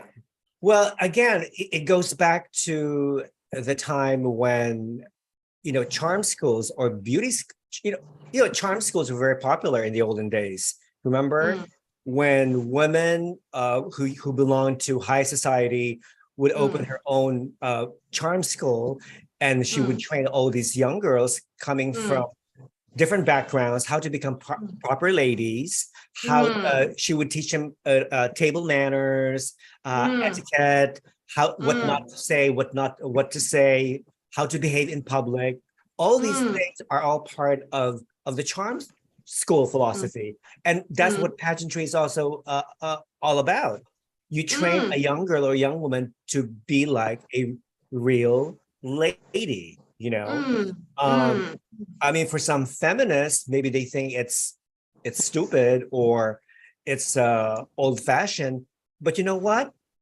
There's nothing, what do you have to lose if you learn how to properly slice vegetable on a dinner table? What do you have to lose? I mean, those are wonderful, great things, So I'm kind of moderate feminist as well, but I prefer to have a kind of pageantry, learning into the main study. Yeah.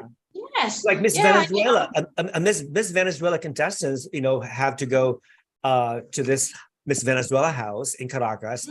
They have to be there for 9 months training everything, how to eat, what not to eat, how to drink, how to sip coffee, how to drink with a straw, etc. Every little gesture is examined, is analyzed, and that's exactly what being charming is all about.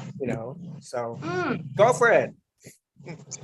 Reading some of the comments, our good friend Naveed is saying the fourth runner-up, which is Miss Lamphun, had me doing speech prior to the finale.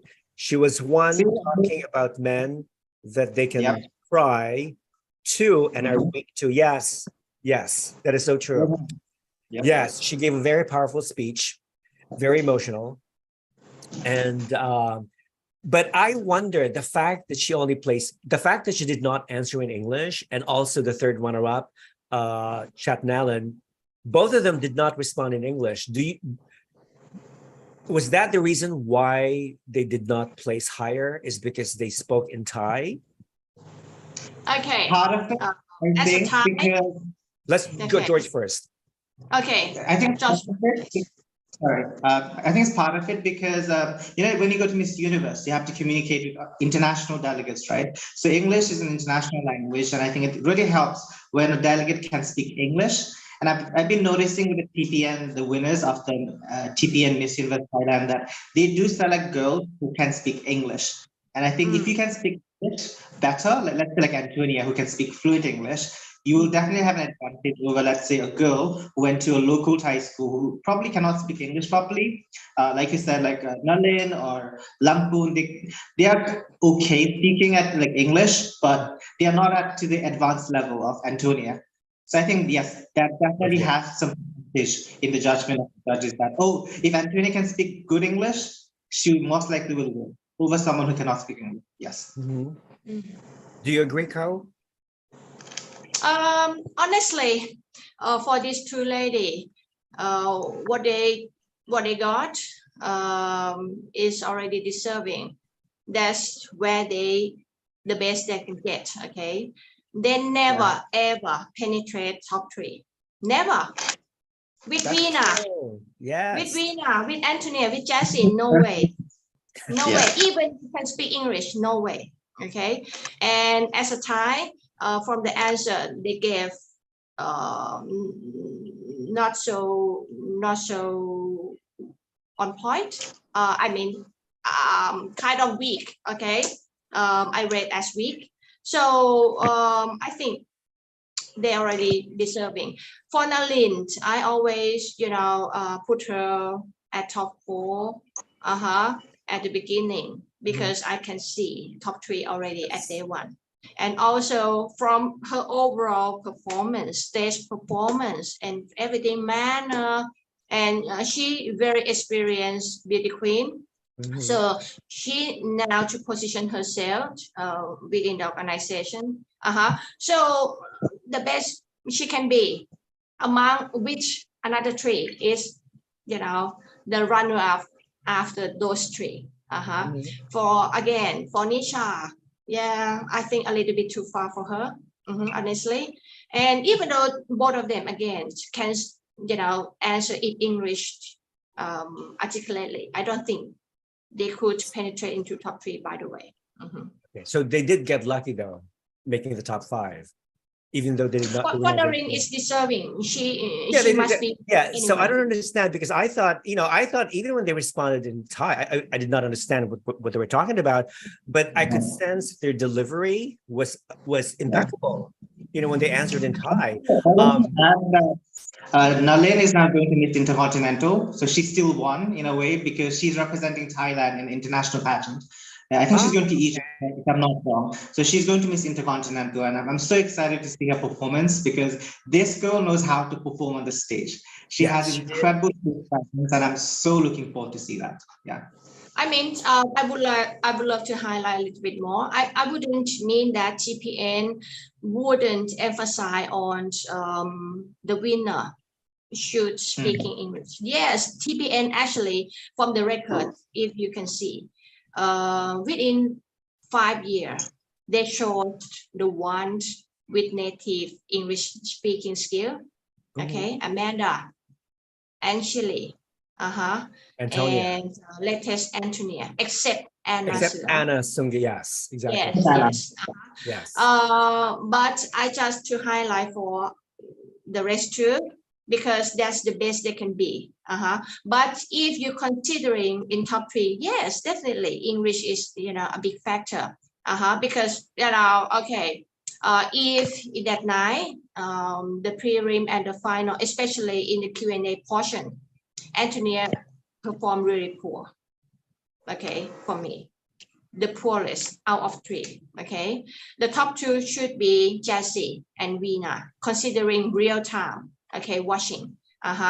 And considering overall performance from day 1, and considering about experience in the world stage, experience in preparing and reacting in the camp during the competition, especially when you got a chance to compete in world stage, I think Veena is the best choice. But by the way, Veena also have the weak point as well, because she isn't actually native English speaker. I think they're probably concerned about this factor as well. That's why Antonia is the best choice for Thailand. I actually have to completely disagree with what you just said about Veena. I think Veena definitely deserved to be second runner-up because she actually, the final answer, she spoke in, I think, English first, and she switched the language Yeah. So I think that definitely hindered her performance. So I don't think she was the best speaker. I think Jazzy actually was the best speaker if we are actually judging based on the answers. But I think overall, Antonia was the best choice because she has the experience of winning Miss Supra. She's very good at stage presence. I loved her evening gown. Rafa, I'm waiting for you to talk about evening gowns because Antonia slayed it. That evening gown performance was so good. Like, I've been watching it in replay. I'm still watching it now on the screen, and Antonia looks so spectacular. And I'm still looking forward to see what kind of evening gown she's going to wear for the Miss Universe because I think this was her night. From the start, I think this was Antonia's night. And yeah, she did not finish the last answer in time. But I think overall, since the first date until the final, I think Antonia performed very well and I think she deserves to win.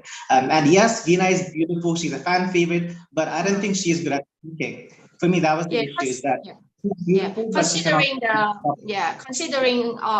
considering the substance and relevance of the answer given out of 3, the most on point answer given by Veena. The second, Jessie. The third, Antonia. Are we talking about the top 5 Q&A segment? Because there were two Q&A segments, the top 5 and then the top 3. 5. Yeah, so the top 5. And then so they had to pick a number. One number, each number corresponded to a specific question, correct? Yeah, so that's what we're talking about. All right. So I thought from that segment, because Veena's question was about sustainability. And I like the fact that she managed to use the word earth, universe, and world in one sentence. Yes. I thought it was like very, very impressive. Now, Antonia was about education, and then her response, received thunderous applause. She was able to incorporate force of good and light for glory in her response. When you talk about branding, you need to emphasize those branding slogans. Okay. Yes. And that's why she received a lot of applause. Now, Jazzy's question was a bit challenging because it was a politics, the relationship between politics and youth. But nevertheless, she delivered and she said something about that communication is the most important thing. And then trying to find a common ground, which is okay. And then Nalin's was about social media. Of course, she answered in Thai.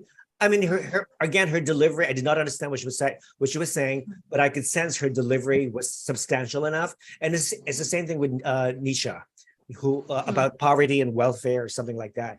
So I thought all top 5 girls did an amazing job delivering their response to each question. But from the top 5, I thought Antonia slayed it. She slayed it. It was like Antonia and Jazzy after the Q&A for me. So I was like, okay, these 2 are going to hold hands. Well, you know what? Somebody said that one of the reasons why Antonia won is because 3 of the judges are good friends of hers. And Chile, Celeste. I don't think that really matters. There were like so many judges. There were like over 10 judges. So it doesn't really matter that there were 3 of them. But there are photos of Chile and Celeste holding hands together as they were like coming out. They were like good best friends now. So I thought, okay, a lot of influence. Maybe they don't like Veena. They prefer Antonia. Who knows? When local, see the judge panel name. Oh, we kind of know who's gonna win. That's what I can, saying here. Okay. Yes. Well, so that's why there wouldn't be that, that's so much hype after winning, because people kind of would expect, some, more transparent on, kind of setting. Okay, setting. All right. But now let's backtrack. We respect the result. We respect the result.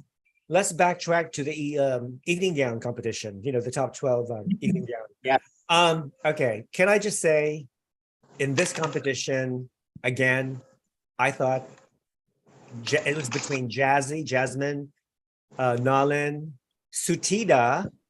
I forgot about Sutida. Krong Tong with her beautiful orange gown, and Anntonia.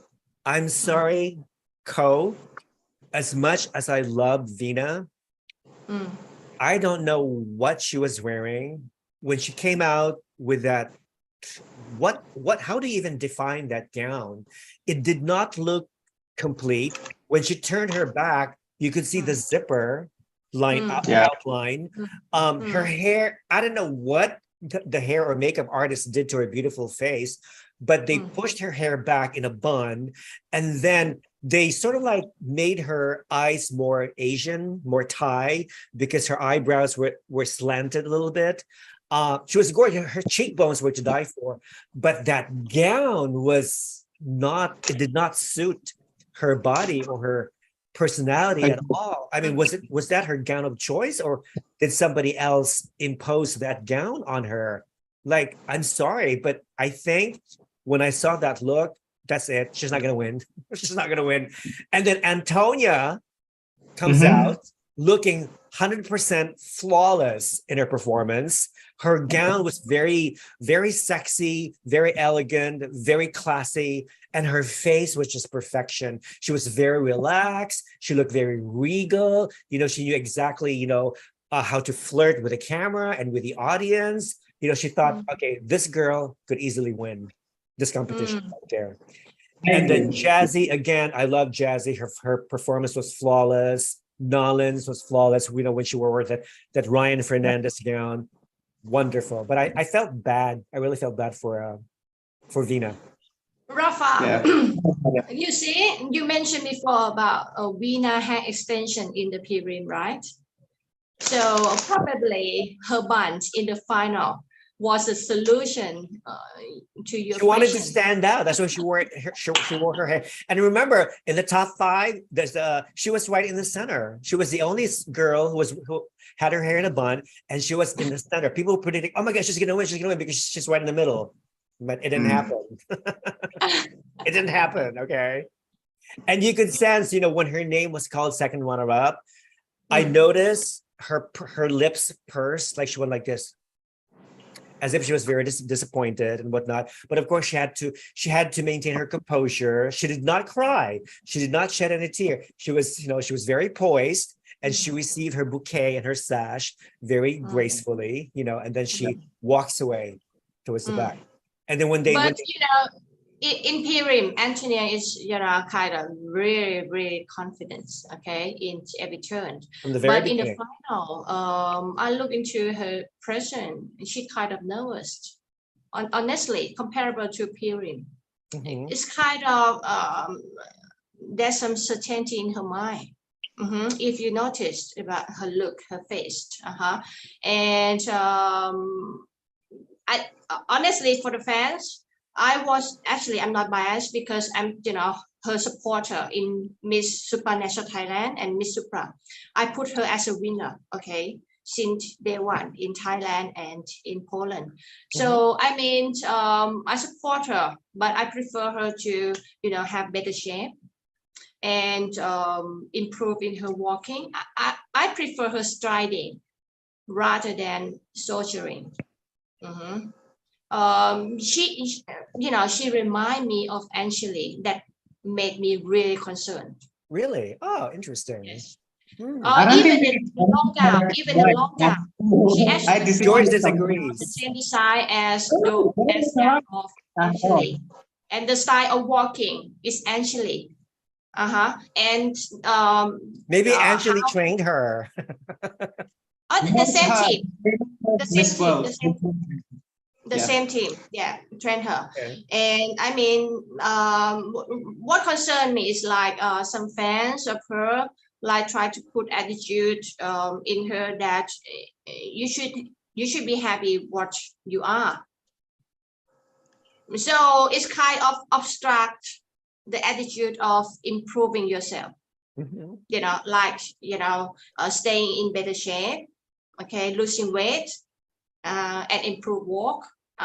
That's what our, you know, our Thai fans really concerned about Anntonia. And I wish that their team on TPN would listen this and change her mindset. Okay, You have to go Okay. into the system. Yes. Yeah. Well, into you the know, system. Antonia has about like 2 months to polish her walk, but I think Miss Universe this year is going to be much tougher because they're going to focus more on the interview part. I think like Miss USA this year they're putting more weight on the interviews, like 50% of the total score. So that's half. All the others are just evening gown, walk, whatever, but it's 50% comprised of the interview. So Miss Universe might do the same thing this year. Who knows? And if that happens, we have, of course, for sure, Antonia is going to be in the very top, one of the top contestants for sure. Now let's talk about the final 3 question. Each they had the same. The same question. The question was, what would be the global issue needing to be solved urgently, and how would you convince people to be part of the solution? That was the question. So Jazzy comes in. She says something about women empowerment, blah, blah, blah, etc.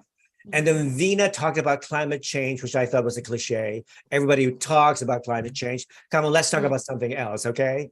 And then when it was Antonia's turn, it blew me away because she said the act of giving back to the community. It was like, whoa, nobody even talks about that. We always talk about climate change and women empowerment, but nobody talks about contributing to the community, right? So there you go. There's the perfect answer right there. You know, it just blew me away. And she sounded very sincere, very, very genuine. Yeah.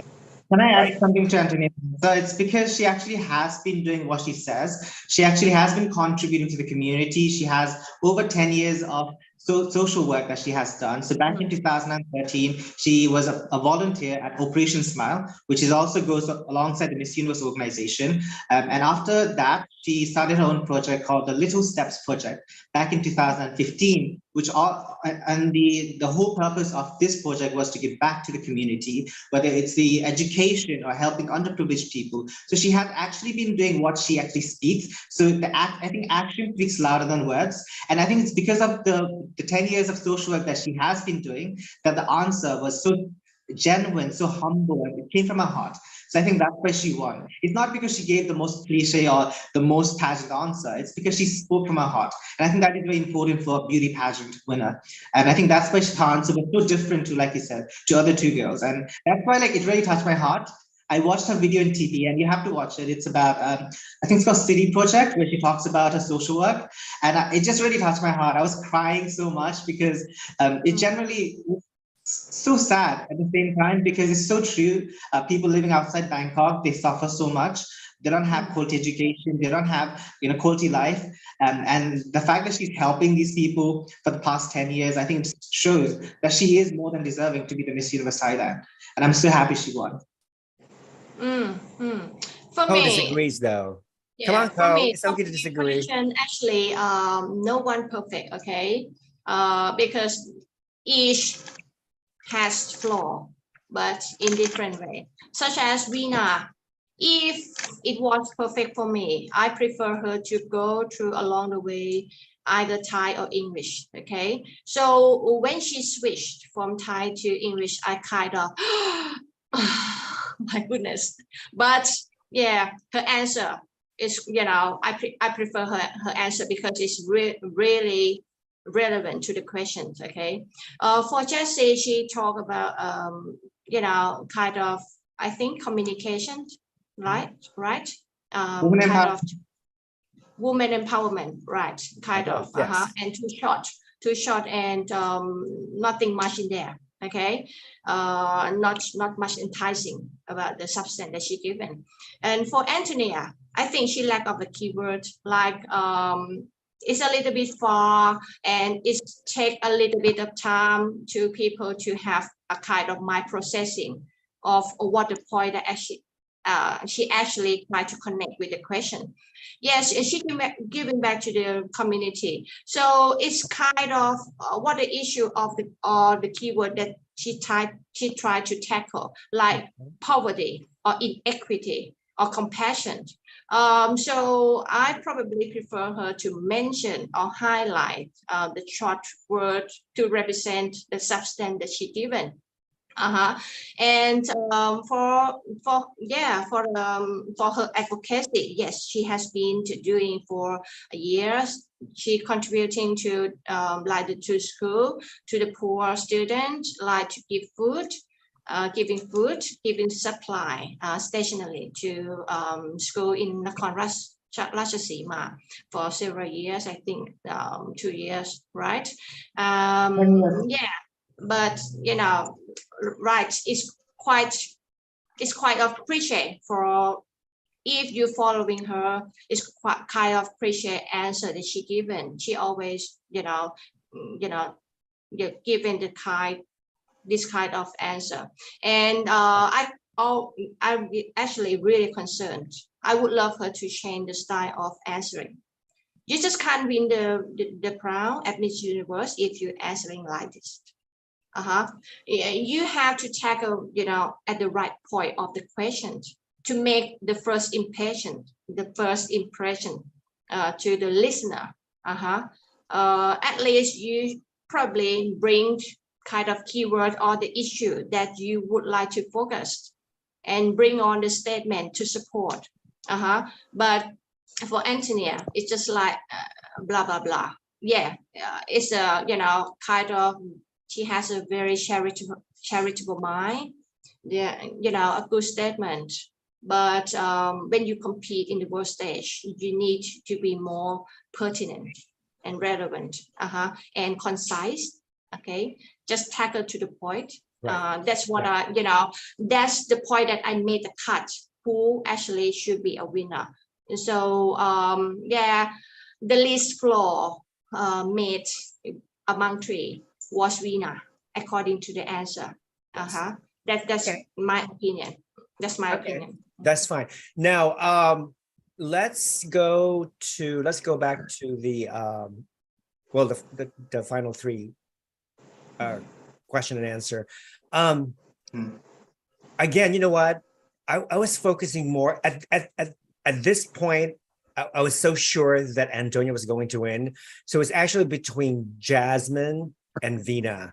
Okay. When Jasmine's name was called first to the top two, that was, to me, that was the most exciting, emotional part of the entire competition, because what if Veena does not make it? What if Anntonia does not make it? So it was between Anntonia, and they did that on purpose. The producers did that on purpose to increase to build up the suspense and the excitement of the audience. So it was unfortunate that our favorite, Veena, Ko and I, did not make the top two, but it was fate. It was her destiny. Now, my question is she done completely with pageants? Because I heard that Veena wants to enter Bollywood. She wants to move to India and enter Bollywood. Is that true? Is that a... Yeah, she will. I mean, before the prelim, I have a chance to meet her husband and her, but her husband just kind of whispering me, okay, we prepare for album in Hindi. Okay. Really? Okay. Yeah, we're gonna make album singing. So let's see. All right. I said, oh, congratulations. And yes. Oh, so she can sing. She can sing and dance. Yes, I think she actually trained for a while.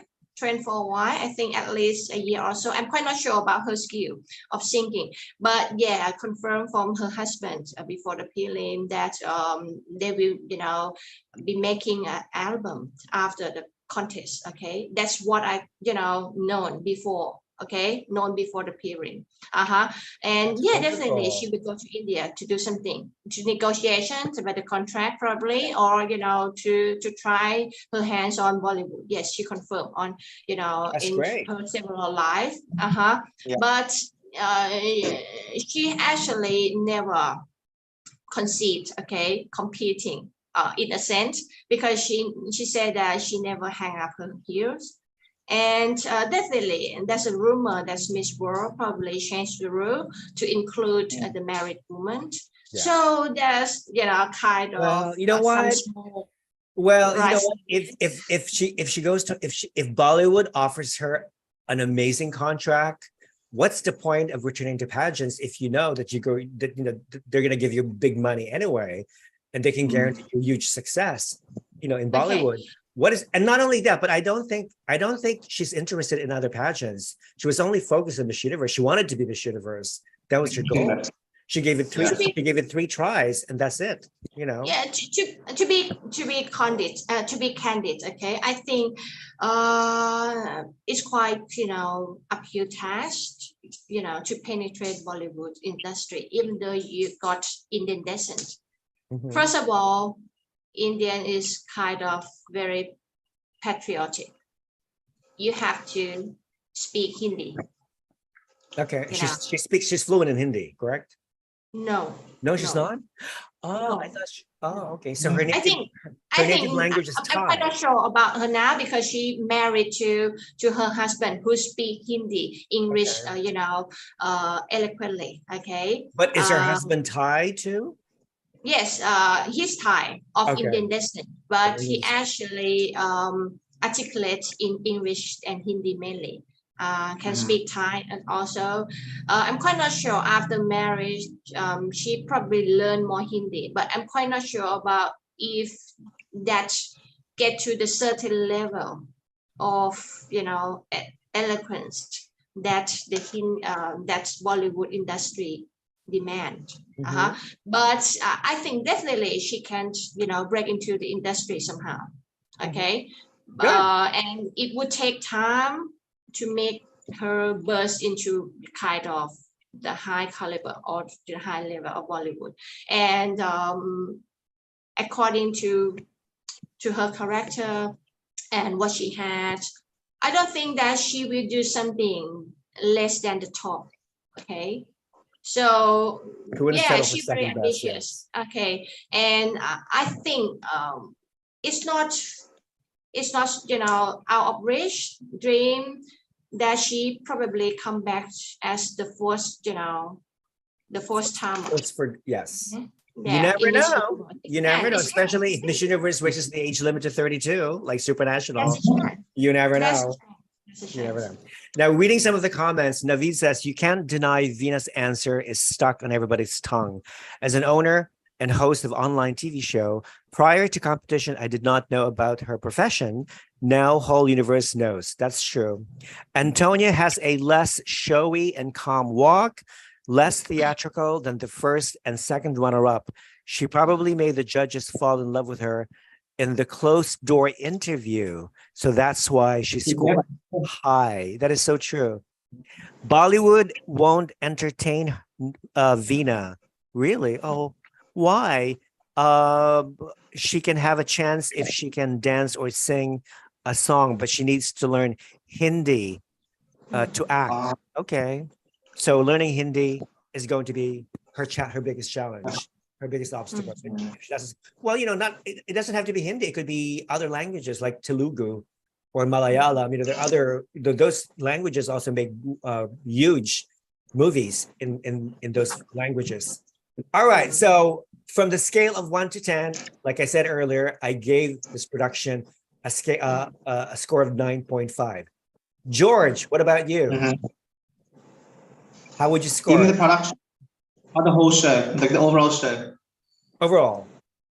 Overall, 10. For me, it's 10 out of 10. It was not because my favorite won. Let me just clarify that. It's not because Anntonia is my favorite and she won.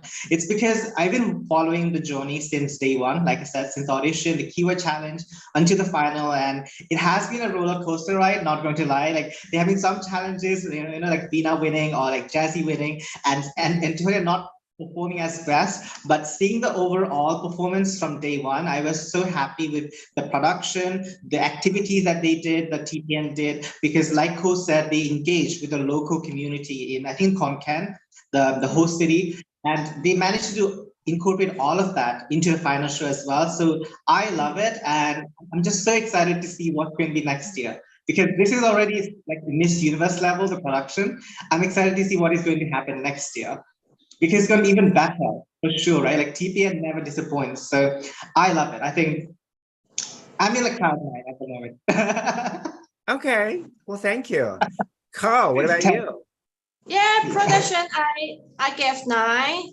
And nine? but Okay. for the music 9.5. Okay, the The music? score, the music, yeah, the Yes. soundtrack of because the they event. played a lot of pop music all the time. Yes, Popular yes. pop. I gave, And you also know, the, like what is the title of that 9.5. the music they use in the evening gown competition? It's stuck in my head, but I can't remember. The soundtrack, I mean, you know, like, Who you know, sings it? Yeah. when they walk, when they change the session, they change the music, you know, to get along. I think, you know, I got, you know, driven by their rhythm, okay, in sync. I really love the music. And I would love them to improve about lighting and the camera angle, I think. Yeah, probably. I think the original team who produced Miss Universe 2018 event did amazingly in, you know, given a very nice and clear and sharp camera angle. So I would love to see more improvement, you know, in terms of camera production. Okay. Now, what do we think? I forgot to mention the entertainer, but what's his name? Peck Palichoki Ayanaputra. I thought, you know, he came out with 4 male dancers. They were all wearing trench coat and boots. Remember? You But mean he was lip syncing. He was like mimicking. He was mimicking. But I thought, you know, he's amazing. No, Rafa, walking together, it looked like a top 6. Like when you know, when walking, I was like, wow, that looks so good. Yes. I also like the male dancers. I thought, and I checked his bio, and he's like 39 years old, but he looks like he's 20. You know, it's like he looks very, very young, you know, for his age. So that's good. But I think next year, Rafa. Huh? He's 24. PP's 24. Who's 44? 24. Peck? Oh, Peck, sorry. No, I'm talking about Peck. PP. No, not him. I'm talking about like Peck, the performer. Yeah. He's 39. Yeah. Anyway, next year's production, I would love to see more Thai influence, Thai elements on stage, because it was very, very modern. It was the same sort of like ambiance as of Miss Universe Philippines. You know, there were no Filipino elements on stage. It was all modern, very Western. So I would like to see more Thai or local colors in the production next year. So, but overall, 9.5 for me, 10 for George, 9 for Carl. Enough. Let's move on to our next topic. Okay. Let's move on. Let's talk about her. Let's talk about this bitch. Okay. Like, let's talk about Connie Annie. Okay. As you know, the Bangkok Post and other several mainstream Thai publications reported that JKN Global is basically losing money. The stocks are down, okay? And that Khun Ann is unable to make a full payment of $20 million by September 1st, which is today here in the United States of America. It's already too late in Thailand. So she requested for an emergency meeting scheduled for September 29 with her stockholders to try to negotiate paying the rest of the money much later on. Like, we don't know exactly when.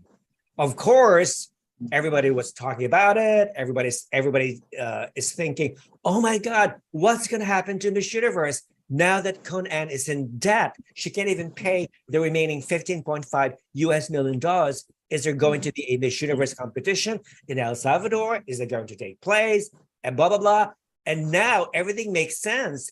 Now we know the reason why she opened the franchise applications to the general public, charging everybody $1,000 administrative fee, but there's no guarantee that you're going to get the franchise. You still get to pay $1,000, okay? But all that amount is not enough. This is only less than 100 countries. 100 countries times $1,000. That's not enough to pay the remaining $15.5 million. And then what does she do again? She tries to sell the El Salvador tour package for $7,000 per person. Okay.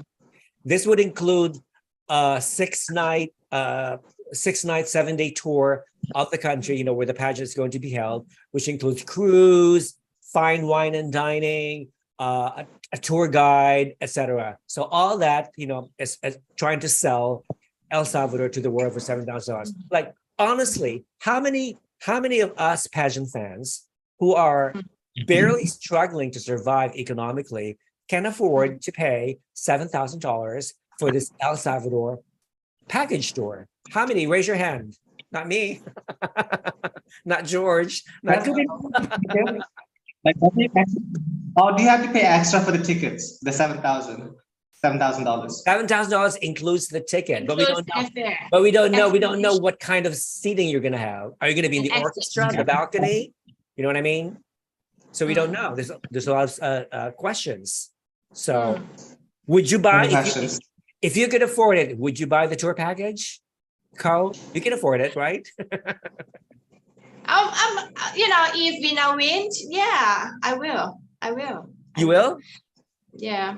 If Veena wins. If Veena had won Miss Universe Thailand, you would have bought it. Okay. All right, that's fine. That's honest, But yeah, I think it's quite high.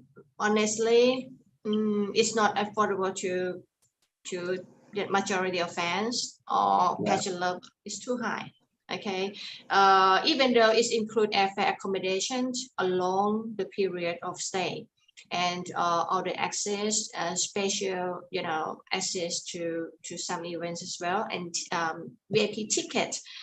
But it's kind of exhausting when you imagine you have to pay that amount to one event. You have to work hard and save a lot of money just for that. That doesn't include the airfare. How much would it cost to fly from Bangkok to El Salvador? A lot. How many connections do you have to take? It's far away from here to El Salvador. I think it's like a day or more than a day to get there. No, wait. So from Bangkok, you fly to Dubai. From Dubai, you fly to New York City to Miami, and then Miami to El Salvador. At least 2 days, to do the whole thing. Yes. I don't think it's worth it. Take an entire day, okay? Yeah.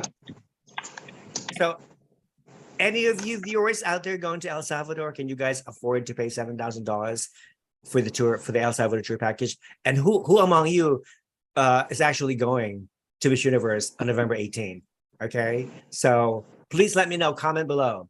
So so this is the situation that's going on because everybody's panicking. Some of the contestants, some of the national directors are panicking. They're not sure whether or not the pageant is going to be canceled or whatever, etc. You know what? Like what I said on my Instagram post, that the writing is on the wall from day one. Ever since Conan took over Miss Universe organization, there have been tremendous layoffs. We were led to believe that Esther Swan, the talent manager, and Carlos Capetillo and Carlos Fernandez, the franchise directors, retire or left voluntarily. But you know what? I don't believe that. I think they were let go. They were fired because of budget cuts. They wanted to save money, and they could no longer afford Esther Swan or the other staff or the other senior executives. So that's why they had to let go. And this also explains why the Miss Universe social media is being run by stupid interns who can't even spell correctly, who keep giving all this fake information, this half-baked information on all the Miss Universe social websites, Instagram, Twitter, Facebook, whatever. To me, that's a major downgrade of the company. Yeah, because you know what I mean. Ever since Conan took over, everything has become so cheap. It's like everything has downgraded. The quality. Have you actually listened? I'm quite not sure about her announcement after the news broke. I saw. Well, I saw she announced in. She kind of has an announcement in English version or not, but I listened her announcement in Thai. What did you say? Yeah, so yeah, I got my own opinion already. I'm quite not sure if you already, Please share. I want to know your opinion, Co, because you know a lot. Right, okay. First of all, she's citing some factor that, shaking her financial, status, okay, such as political uncertainty in forming government, even though we already complete elections, it's dragging longer than we expected to form the government. That's why she kind of economy in Thailand wouldn't actually settle, and it's very standstill. So she's citing this, and she said that it's really hard to acquire cash, or have a positive environment to commerce within Thailand. That's why there's need to defer the redemption. And in general, okay, I might say this in general. Sometimes when you got opportunity coming, and you probably have a very ambitious dream, when you have a chance to grab something that you really desire. For me, I probably did the same thing as she did to get Miss Universe franchise. I mean, to get Miss Universe ownership, okay? And then she probably, have a plan, but not kind of a well-prepared plan for the state of their company finance to absorb all the expenses and investment you have to put into the pageant business. I think something that Rafa mentioned is correct. I think she's quite novice in pageantry industry. And honestly, it's quite hard to make the lucrative earning on pageantry. Yeah. You have to depend on, if in tradition, sponsorship, right, Rafa? And even though you try to to commerce into selling and trading product, make your own product and make advertisement, it's kind of the future venture that wouldn't be proven to be successful financially. So it's quite risk-taking at the beginning. So if you wouldn't prepare quite a big amount of cash at your disposal to absorb, a change, economic change or economic uncertainty during, at least 1 or 2 years. So it's quite hard. It can happen. That right. Even though, in the announcement, she didn't mention about default, okay, but rather she used rescheduling of payment. Yeah, definitely. In finance, for me, I study finance, right? It's kind of too ambitious investment, honestly. She, especially if she doesn't know anything about running a pageant. That's the problem. I think that's why when I said in my Instagram posting that she suffers from delusions of grandeur.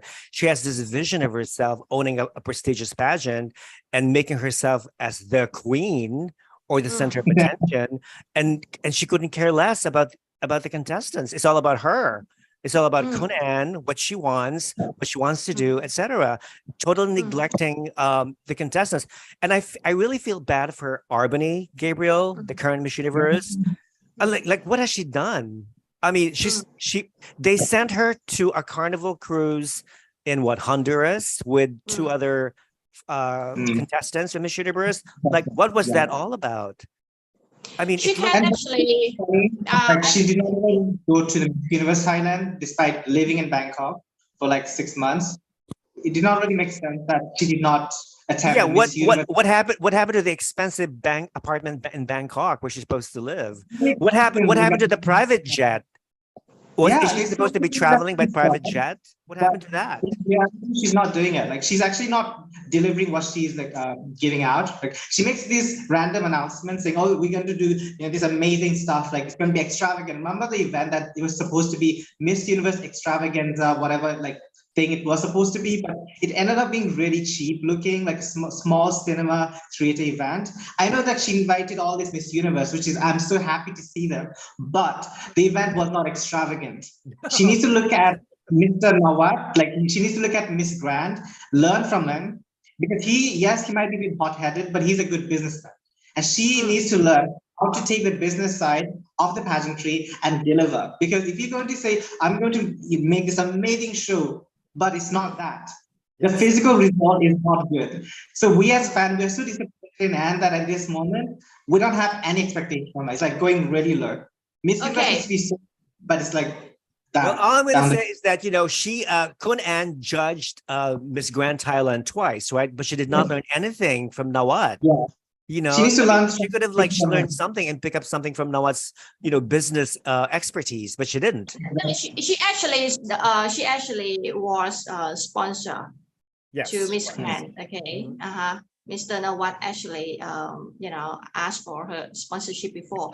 So I would love to add more. Okay, what I'm trying to mention. Hold on. Okay, our listener audience and all of us, hold on. Take it easy. Don't try to make yourself too pessimistic. Okay, sometimes, okay, in business, in finance, there's a bell shape. Okay, in economy or in any undertaking. So at this point, okay, honestly, yeah, she took risk. She taking risks. Okay, in investment, she leveraging too high. But she said that she actually had a portfolio of robust receivable that she expect to realize financially. If she could realize those receivable, all these redemption will be clear. That's what her point. And also, honestly, okay, economy in Thailand, after we form the government, from now on, it's going to be a positive turn. So what actually she mentioned before it still could happen. So let's see, give her a little bit of time, even though I wasn't happy, honestly, after her announcement and news broke, because, investor, especially investor, wouldn't love any surprise. It's quite hard. Okay, there's dilemma when you jump into pageantry and you try to bring pageantry into the stock market. Okay, as a finance person, pageantry by nature isn't an industry to make a lot of money. No. Okay, by themselves. No. No, and also it's driven by hype, by attention, by surprise, Exactly, which is contrary to the nature of finance. Okay, investor would love surprise. They afraid of surprise, and when if you would love to make in Miss Universe more well known, okay, gain more crowd, that's effect. Okay, the creditability in investor mind in the finance market. So it's very hard to balance both things. Okay, so what I try to make the point to Miss Grant as well, or whatever pageant that's thinking to enter into stock market, especially in Thailand. Investor is quite conservative. So it's very hard for you to get both things at the same time. You just can't have both.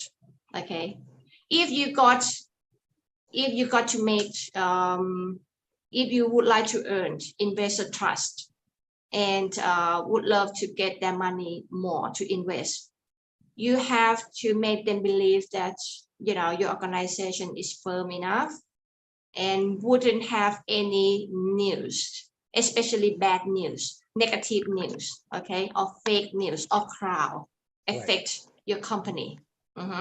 Which, so how come? Because pageantry need headline every day. Look at Miss Grant. You know, they try to, you know, jump up. Why is from a financial perspective, why is Miss Grant successful and Miss Universe is not?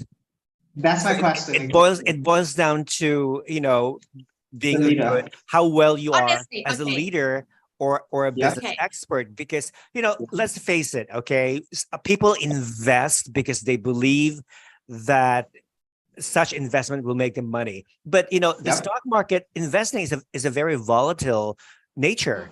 You know, you have to take risks. Life is all about taking risks. If you believe in Kun Ann, then fine. If you believe in investing in her pageantry, go ahead and spend some money and invest. If you want to go to El Salvador and spend $7,000 to watch a pageant, go ahead and invest. You know, but I think now between Miss Universe and Miss Grand International, there more fans are actually would prefer to invest in Miss Grand because Miss Grand delivers. Miss Grand delivers. Miss Universe, I mean, has not. It's quite different, okay? Like honestly, the foundation or the mission of what organization at the beginning. Miss Universe, you know, has another, you know, kind of persona, okay, of the organization mission, all right? And Miss Grand also another. So why Miss Grand can capitalize profitably, right? What that's what your question, right? Or and why Miss Universe under Kun Ann couldn't? Because, you know, one thing, it's very hard indeed to, you know, to change yourself into another thing within a short period of time. Such as Miss Universe has, as I say, has their own mission, has their own belief system, and Miss Grand also has different. And Miss Grand, you know, like a new organization as well, they're nothing to lose. They would love, Mouawad would love to get the organization rising as fast. Okay, honestly, if you can notice, he can do everything to make the organization being more well known. Wouldn't it be funny though? Wouldn't it be funny if Kun Ann even sometimes it's funny, it's unreasonable, okay? It's really funny. It doesn't make any sense, but whatever, you know. You know what would make sense to me? Kun Ann selling Miss Universe to Mouawad. And then get more impression, and then you can sell things, okay? That's what the point. Yeah. Kun Ann, if you're watching the show, I know you block me on your social media account, but just in case one of your peons, you know, is watching the show and reporting back to you, please consider selling Miss Universe to Mouawad, okay? Because Mouawad, I think it all Mouawad has more money than you do. Yeah, I think because it doesn't matter, like, I'm hearing a lot of excuses being told about ad, like, oh, of course she's taking the risk, all of this, but I think it's all bullshit because Mouawad has also been doing that since day one. And let's not forget, he's also in the stock market. I'm looking at it on the website. He is also in the stock market, the Miss Grand International organization. So if he can do that, and he has, not only because he has business background, it's because he actually has a pageant research. He has been the national director for Miss World Thailand for I think 5 years back in 2000, and he has been doing his homework. He's not someone who just makes an announcement, a random announcement, and gives us really bad hope. You know, like he does not put us high expectation and gives us really bad delivery, but he actually does his homework. For me, that is really important as a leader. Do not give me these random announcements from like some pages that, you know, Miss Universe does not even make an official announcement anymore. I'm hearing all this news and rumors from different pages saying, I got this information from Kun Ann or from the Miss Universe organization. How can I verify that is actual truth? I need the accurate information from the official Miss Universe organization themselves. So for me, that's an issue.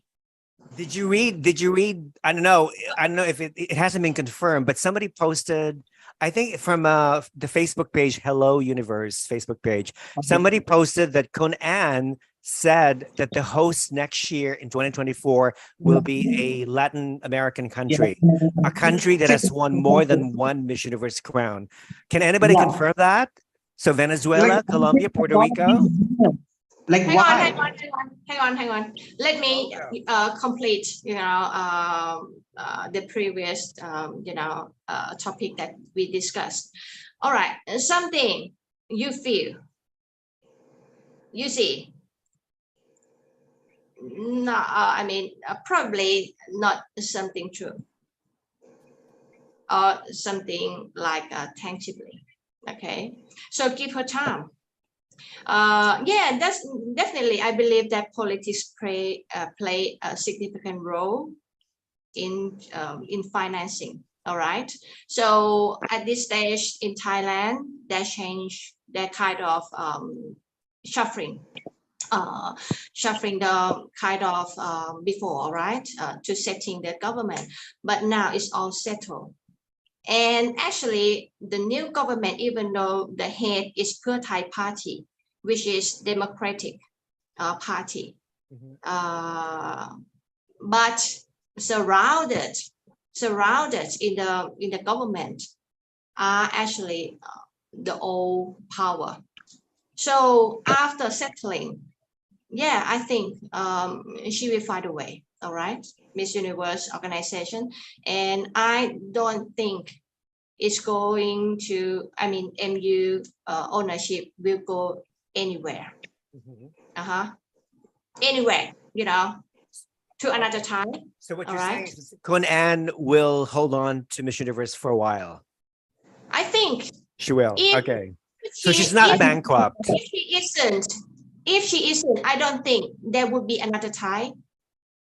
And I don't think there's little chance to zero or to minus that MU ownership will go to her arch rival as Mouawad. Never.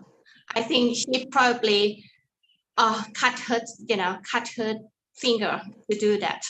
I don't think she will. I don't think. I think she spent some of the money to pay for her hormone treatment.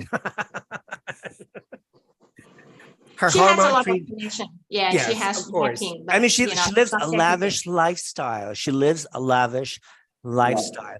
Remember, before she became the owner of Miss Universe, she used to rent male escorts. Remember those brothers, those Filipino brothers, Kirk Bondad and Clint Bondad?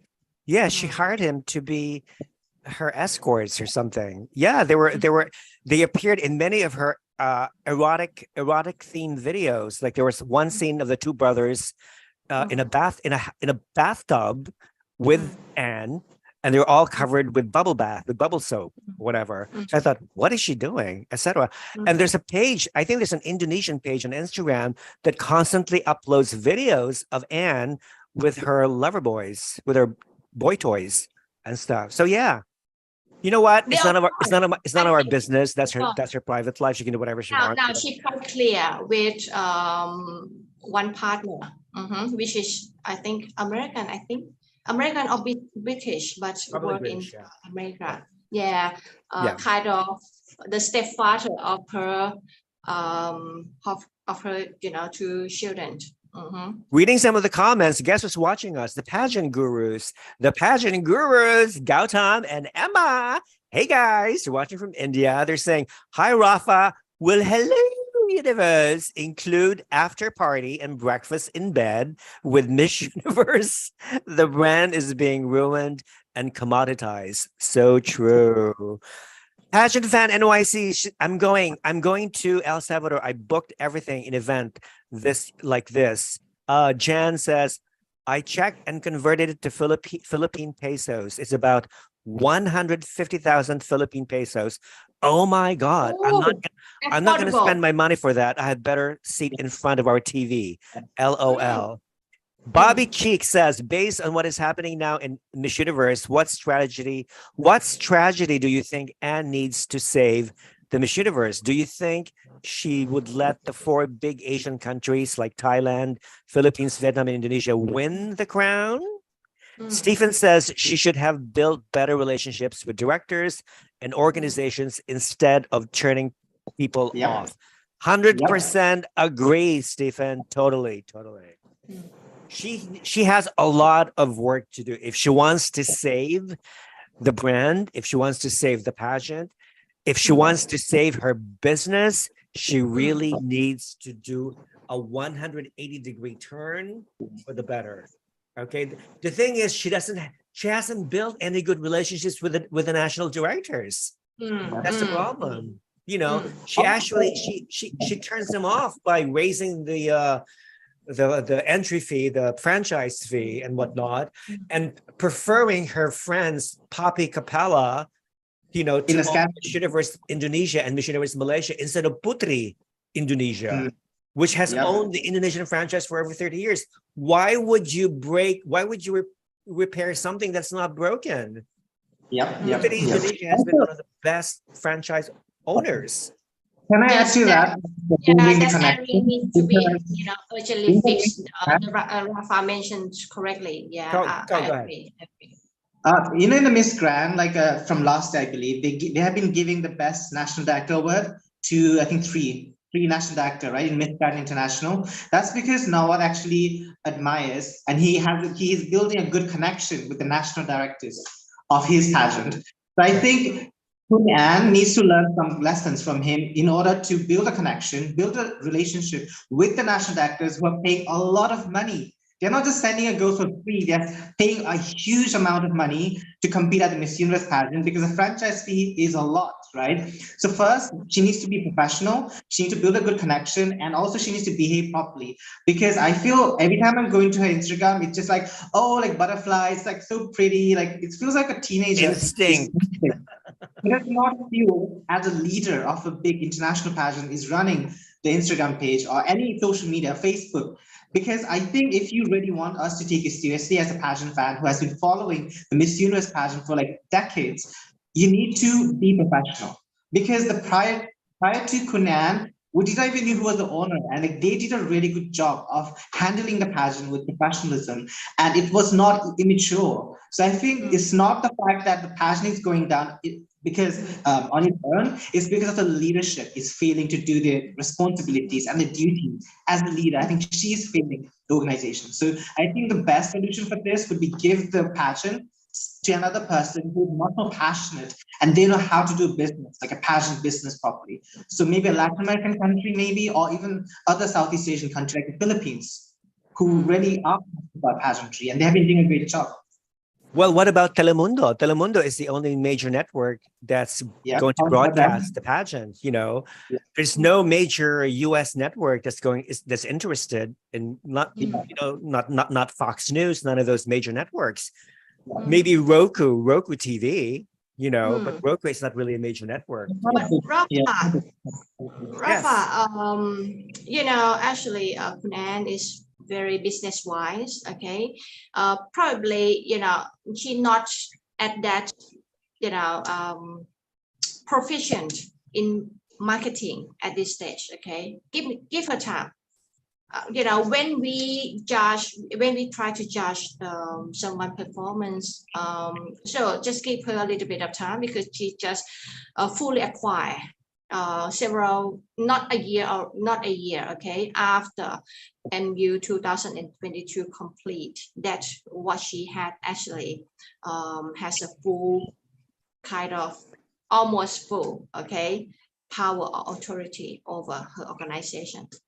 So it's still short time to judge her. Give her time because there some constraint. There's some constraint that can be fixed.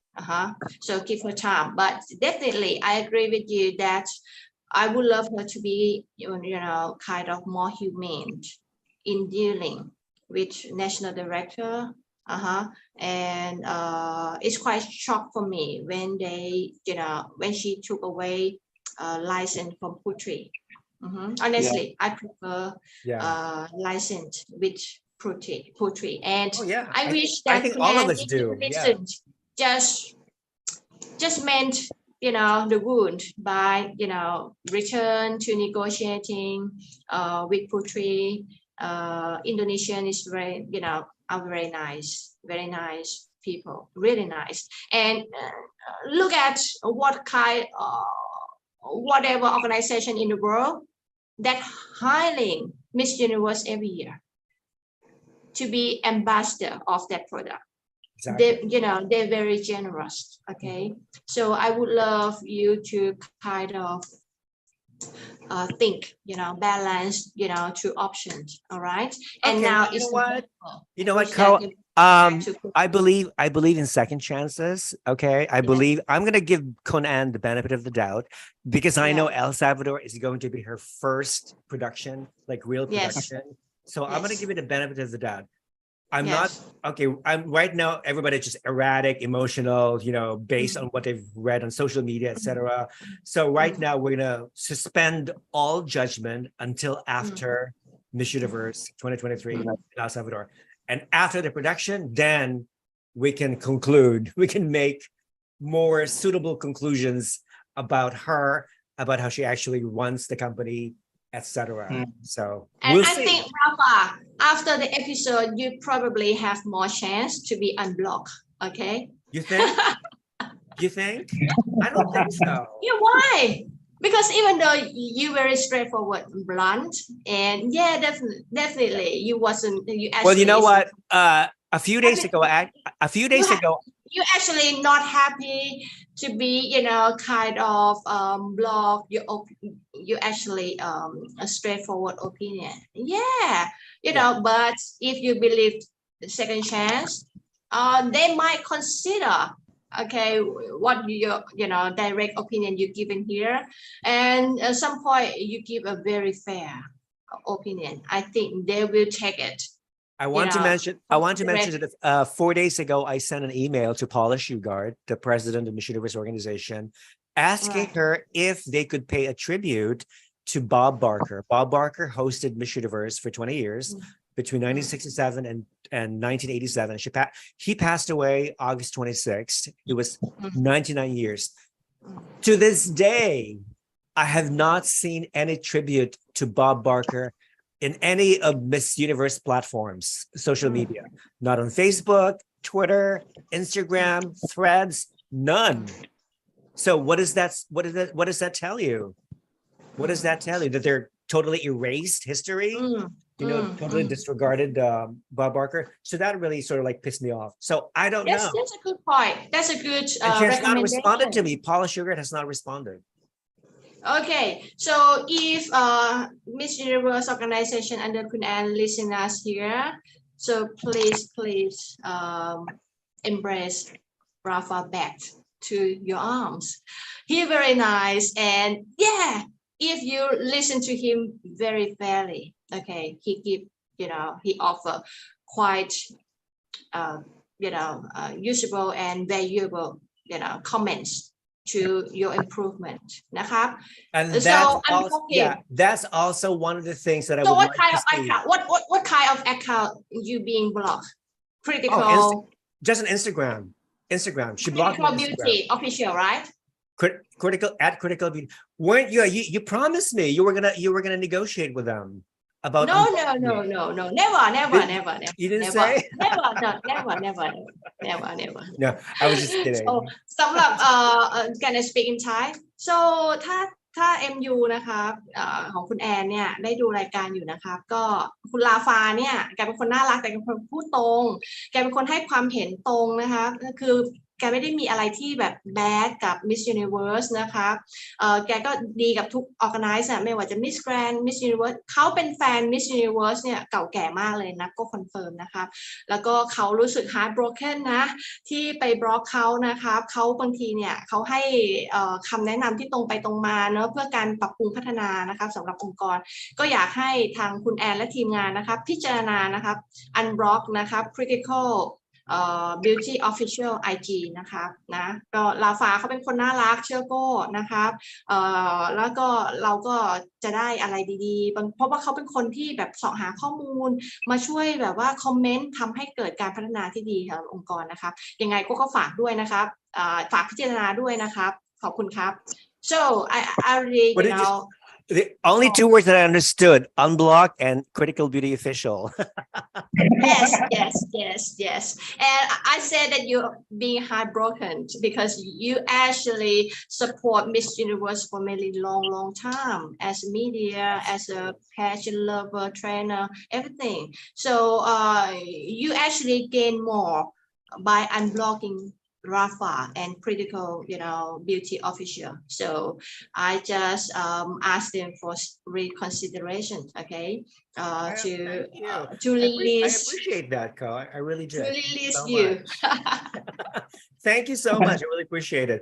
Right. Thank you. Comment from Greg Cervantes. Rafa, the amazing thing about critical beauty is that you and your friends keep it so real. If Anne unblocks you, who cares? They should unblock you. Your views are very valid. Well, you know what? People who unblock me are usually people who are not open-minded. They're not tolerant of other people's opinions. They don't tolerate differences of opinions. You know what? It's their loss. It's really not my loss. It's their loss. Because if you unblock an opposing view, that means you're not growing. You don't want to grow as a person. You don't want to learn from other people's perspectives. So Rafa, what about you both meet midway? Such as definitely you're really nice at heart, okay? But in writing, probably you might probably give him a hard feeling for a reader, So why wouldn't you change the tone softer? All right, when you're writing, or like try to use more kind of compassionate. You mean be kinder? Is that what you're trying to say? Yes. Such as I saw comment. Okay? If I were to be, if you did but this, it wouldn't be me. I built my reputation on being cruel. Shame on you, Miss Universe, Rafa. Have you? It wouldn't be critical beauty if I were too kind with my comments. That's the reason why people started following me, is because I'm real. No, I mean, I don't whitewash comments. You can stay as you are, but just like writing. I'm quite not sure. Have you ever comment like "shame on you, Miss Universe"? Yeah, a few times. Oh, really? Yeah, in the past. Yes. What's wrong? I'm speaking as a pageant fan.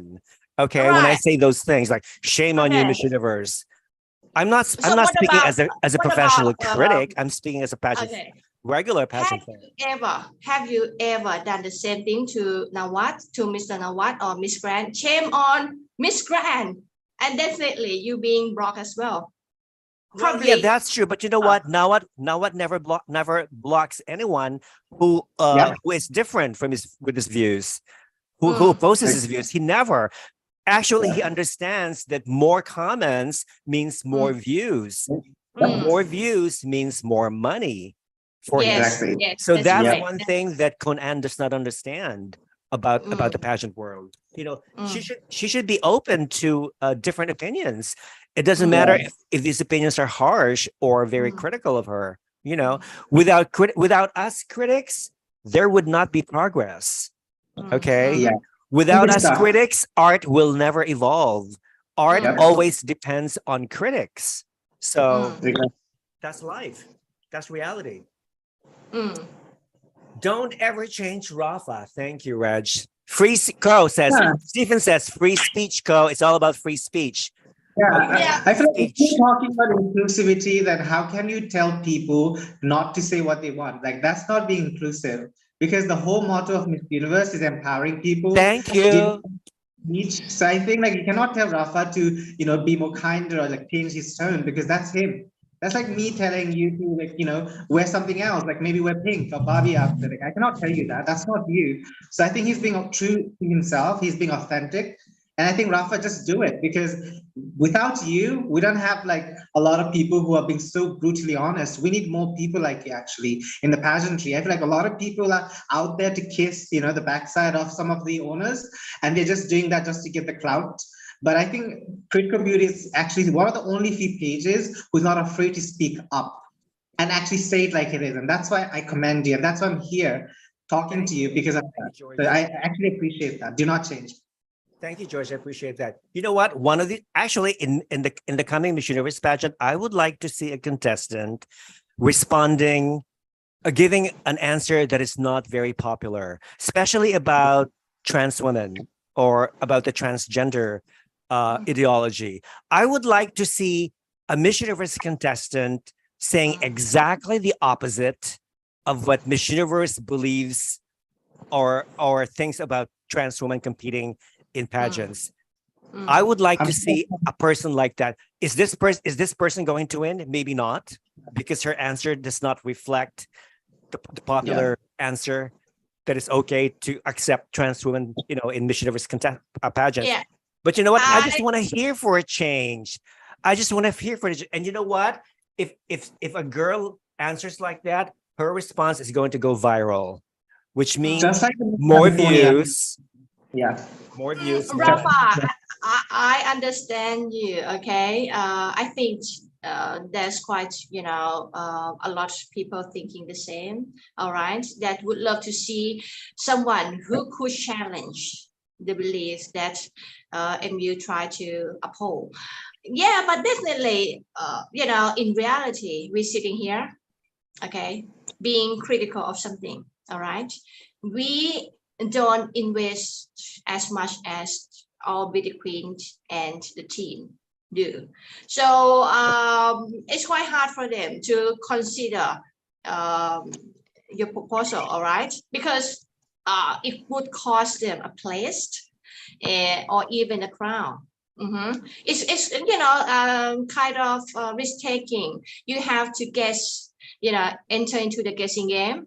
Okay, if I'm doing this, would MU judge or organization would accept or would embrace or would, you know, offer the space for independent to be yourself.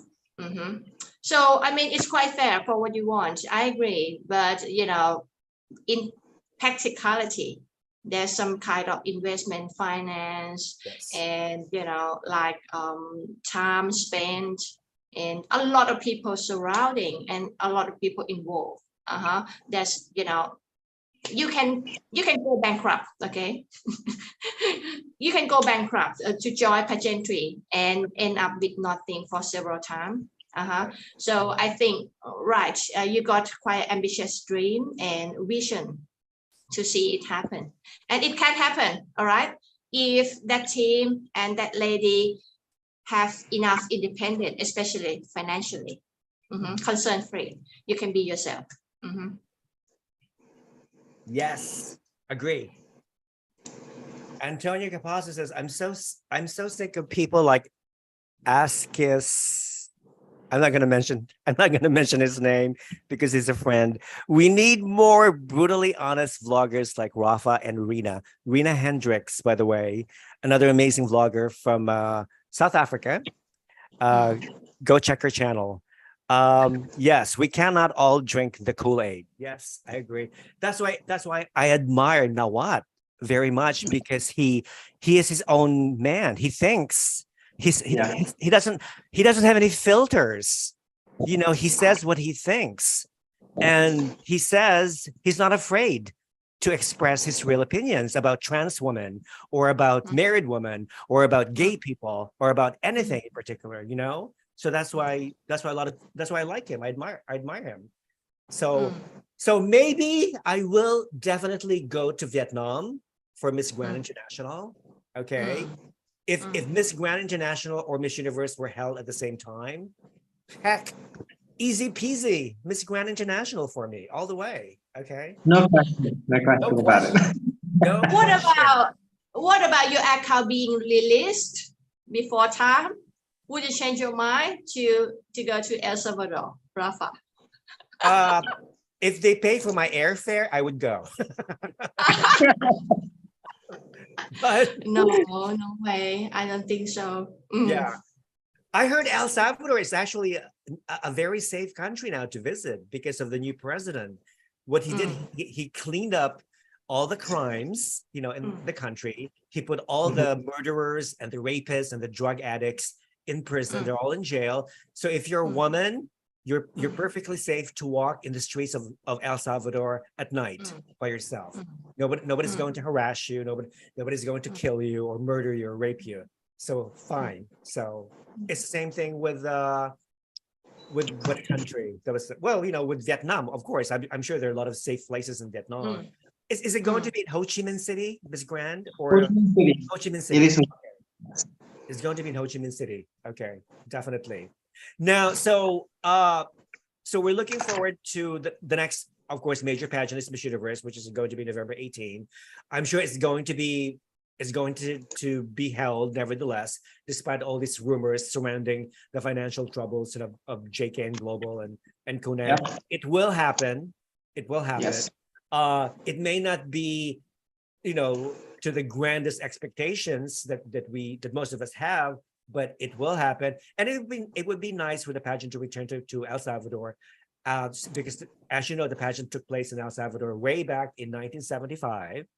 Okay, Yeah. I was actually watching it the other day, the pageant of 75. So, oh my God, yeah, you know, when Finland won and Miss Haiti was first runner-up, you know, is there going to be a repetition of these countries making the top 20 or top 16 or whatever? I think it would be great. Though I would want to see a new country win. Yeah, same. I want to see someone that has not won in a while to win, because I feel, especially with the recent Miss Universe ownership, they were repeating the winners, right? They had, I think, Philippines, South Africa, like winning with a very short span of time. So I think it would be kind of refreshing for us fans to see new countries who has not won maybe like 20 years to win a crown again, because I think that kind of motivates the organization as well. Because at the moment, a lot of the fans are kind of focusing on the fan favorites, or the countries that usually do well, like Venezuela, Colombia, Philippines, you know, those countries. So if we have, let's say, a country, like you said, like Finland, or countries who have not won in a while, I think that will really boost some energy or fire under like other countries as well. Because at the moment, it just feels like only like 5 or 6 countries are being highlighted by the organization. That's true. Stephen says, Miss USA 2020 Asia branch took a more conservative position in the Q&A and won. Yeah, that is true.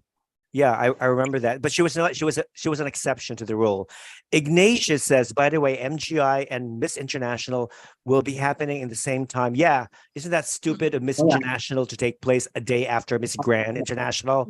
That is so stupid. I feel bad for Noemi Melendez. Noemi is the director of Miss Grand Cuba organization. She's going to Vietnam to see her Cuban girl compete, and then the following day, early in the morning, she's flying to Tokyo to support her Cuban girl competing in Miss International. How stupid of Miss International to hold a day after Miss Grand. Dumb, dumb, dumb. Yuri says, Pageant Empress, I just want to say I love the way you speak. Your YouTube channel is so nice to watch. Thank you. Yes, we all love the Pageant Empress. Also, Yuri says, we need you at all our business meetings. You are the best mediator. Yes, you are the best mediator. That's so true. That is so true. Thank you. Thank you. Pageant NYC says, Rafa is more critical with Miss Universe because it is his first love above others. So he cares. That is 1000% true. A lot of people don't remember back in the olden days. My former website was actually called Miss Universe Critic. That was my original name and I switched to Critical Beauty so I could be more critical of other pageants besides Miss Universe. Okay. But Miss Universe was my first love. Jan says, that's why I love watching Rafa, because he's not afraid to voice out his honest opinion. Thank you. Tough love goes a long way. Rafa, please vlog about Miss Grand when you go. Yeah, I will definitely do that. Guys, more of these live yeah, we're gonna do more lives as Miss Grand approaches, and also as Miss Universe approaches, and also as Miss International approaches. We're all gonna reunite again and talk about our favorites, our predictions. So there's a lot to talk about. in pageantry. So guys, we're gonna wrap up because it's getting late here. It's almost midnight. And I'm sure you guys are very hungry. You guys are ready to have lunch, correct? And you have to walk your dog, all this stuff. So thank you, Doc. Coro darling, thank you so much for guesting on my show. Your opinions are always 100% invaluable. I really appreciate your sentiments, your comments, and you're always welcome to my show. George, dear Georgie, gorgeous, lovely, beautiful pageant empress, George. Okay, they call you're the pageant empress because nobody else can rule a pageant empire except you. Okay, so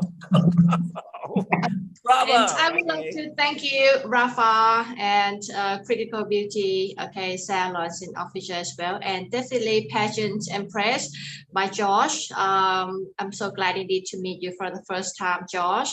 I follow you for a long time. I love the clips and your content, on YouTube. And thank you for Rafa to give me opportunity to meet Pageant Empress and give me a chance to revisit your program again and enjoy all the comments. I love your audience. They're so real. They're so real. And also definitely I would love to confirm my support to Antonia Porsu, Miss Universe Thailand 2003. I wish her doing the best and taking probably the third Miss Universe crown back to our country, Thailand.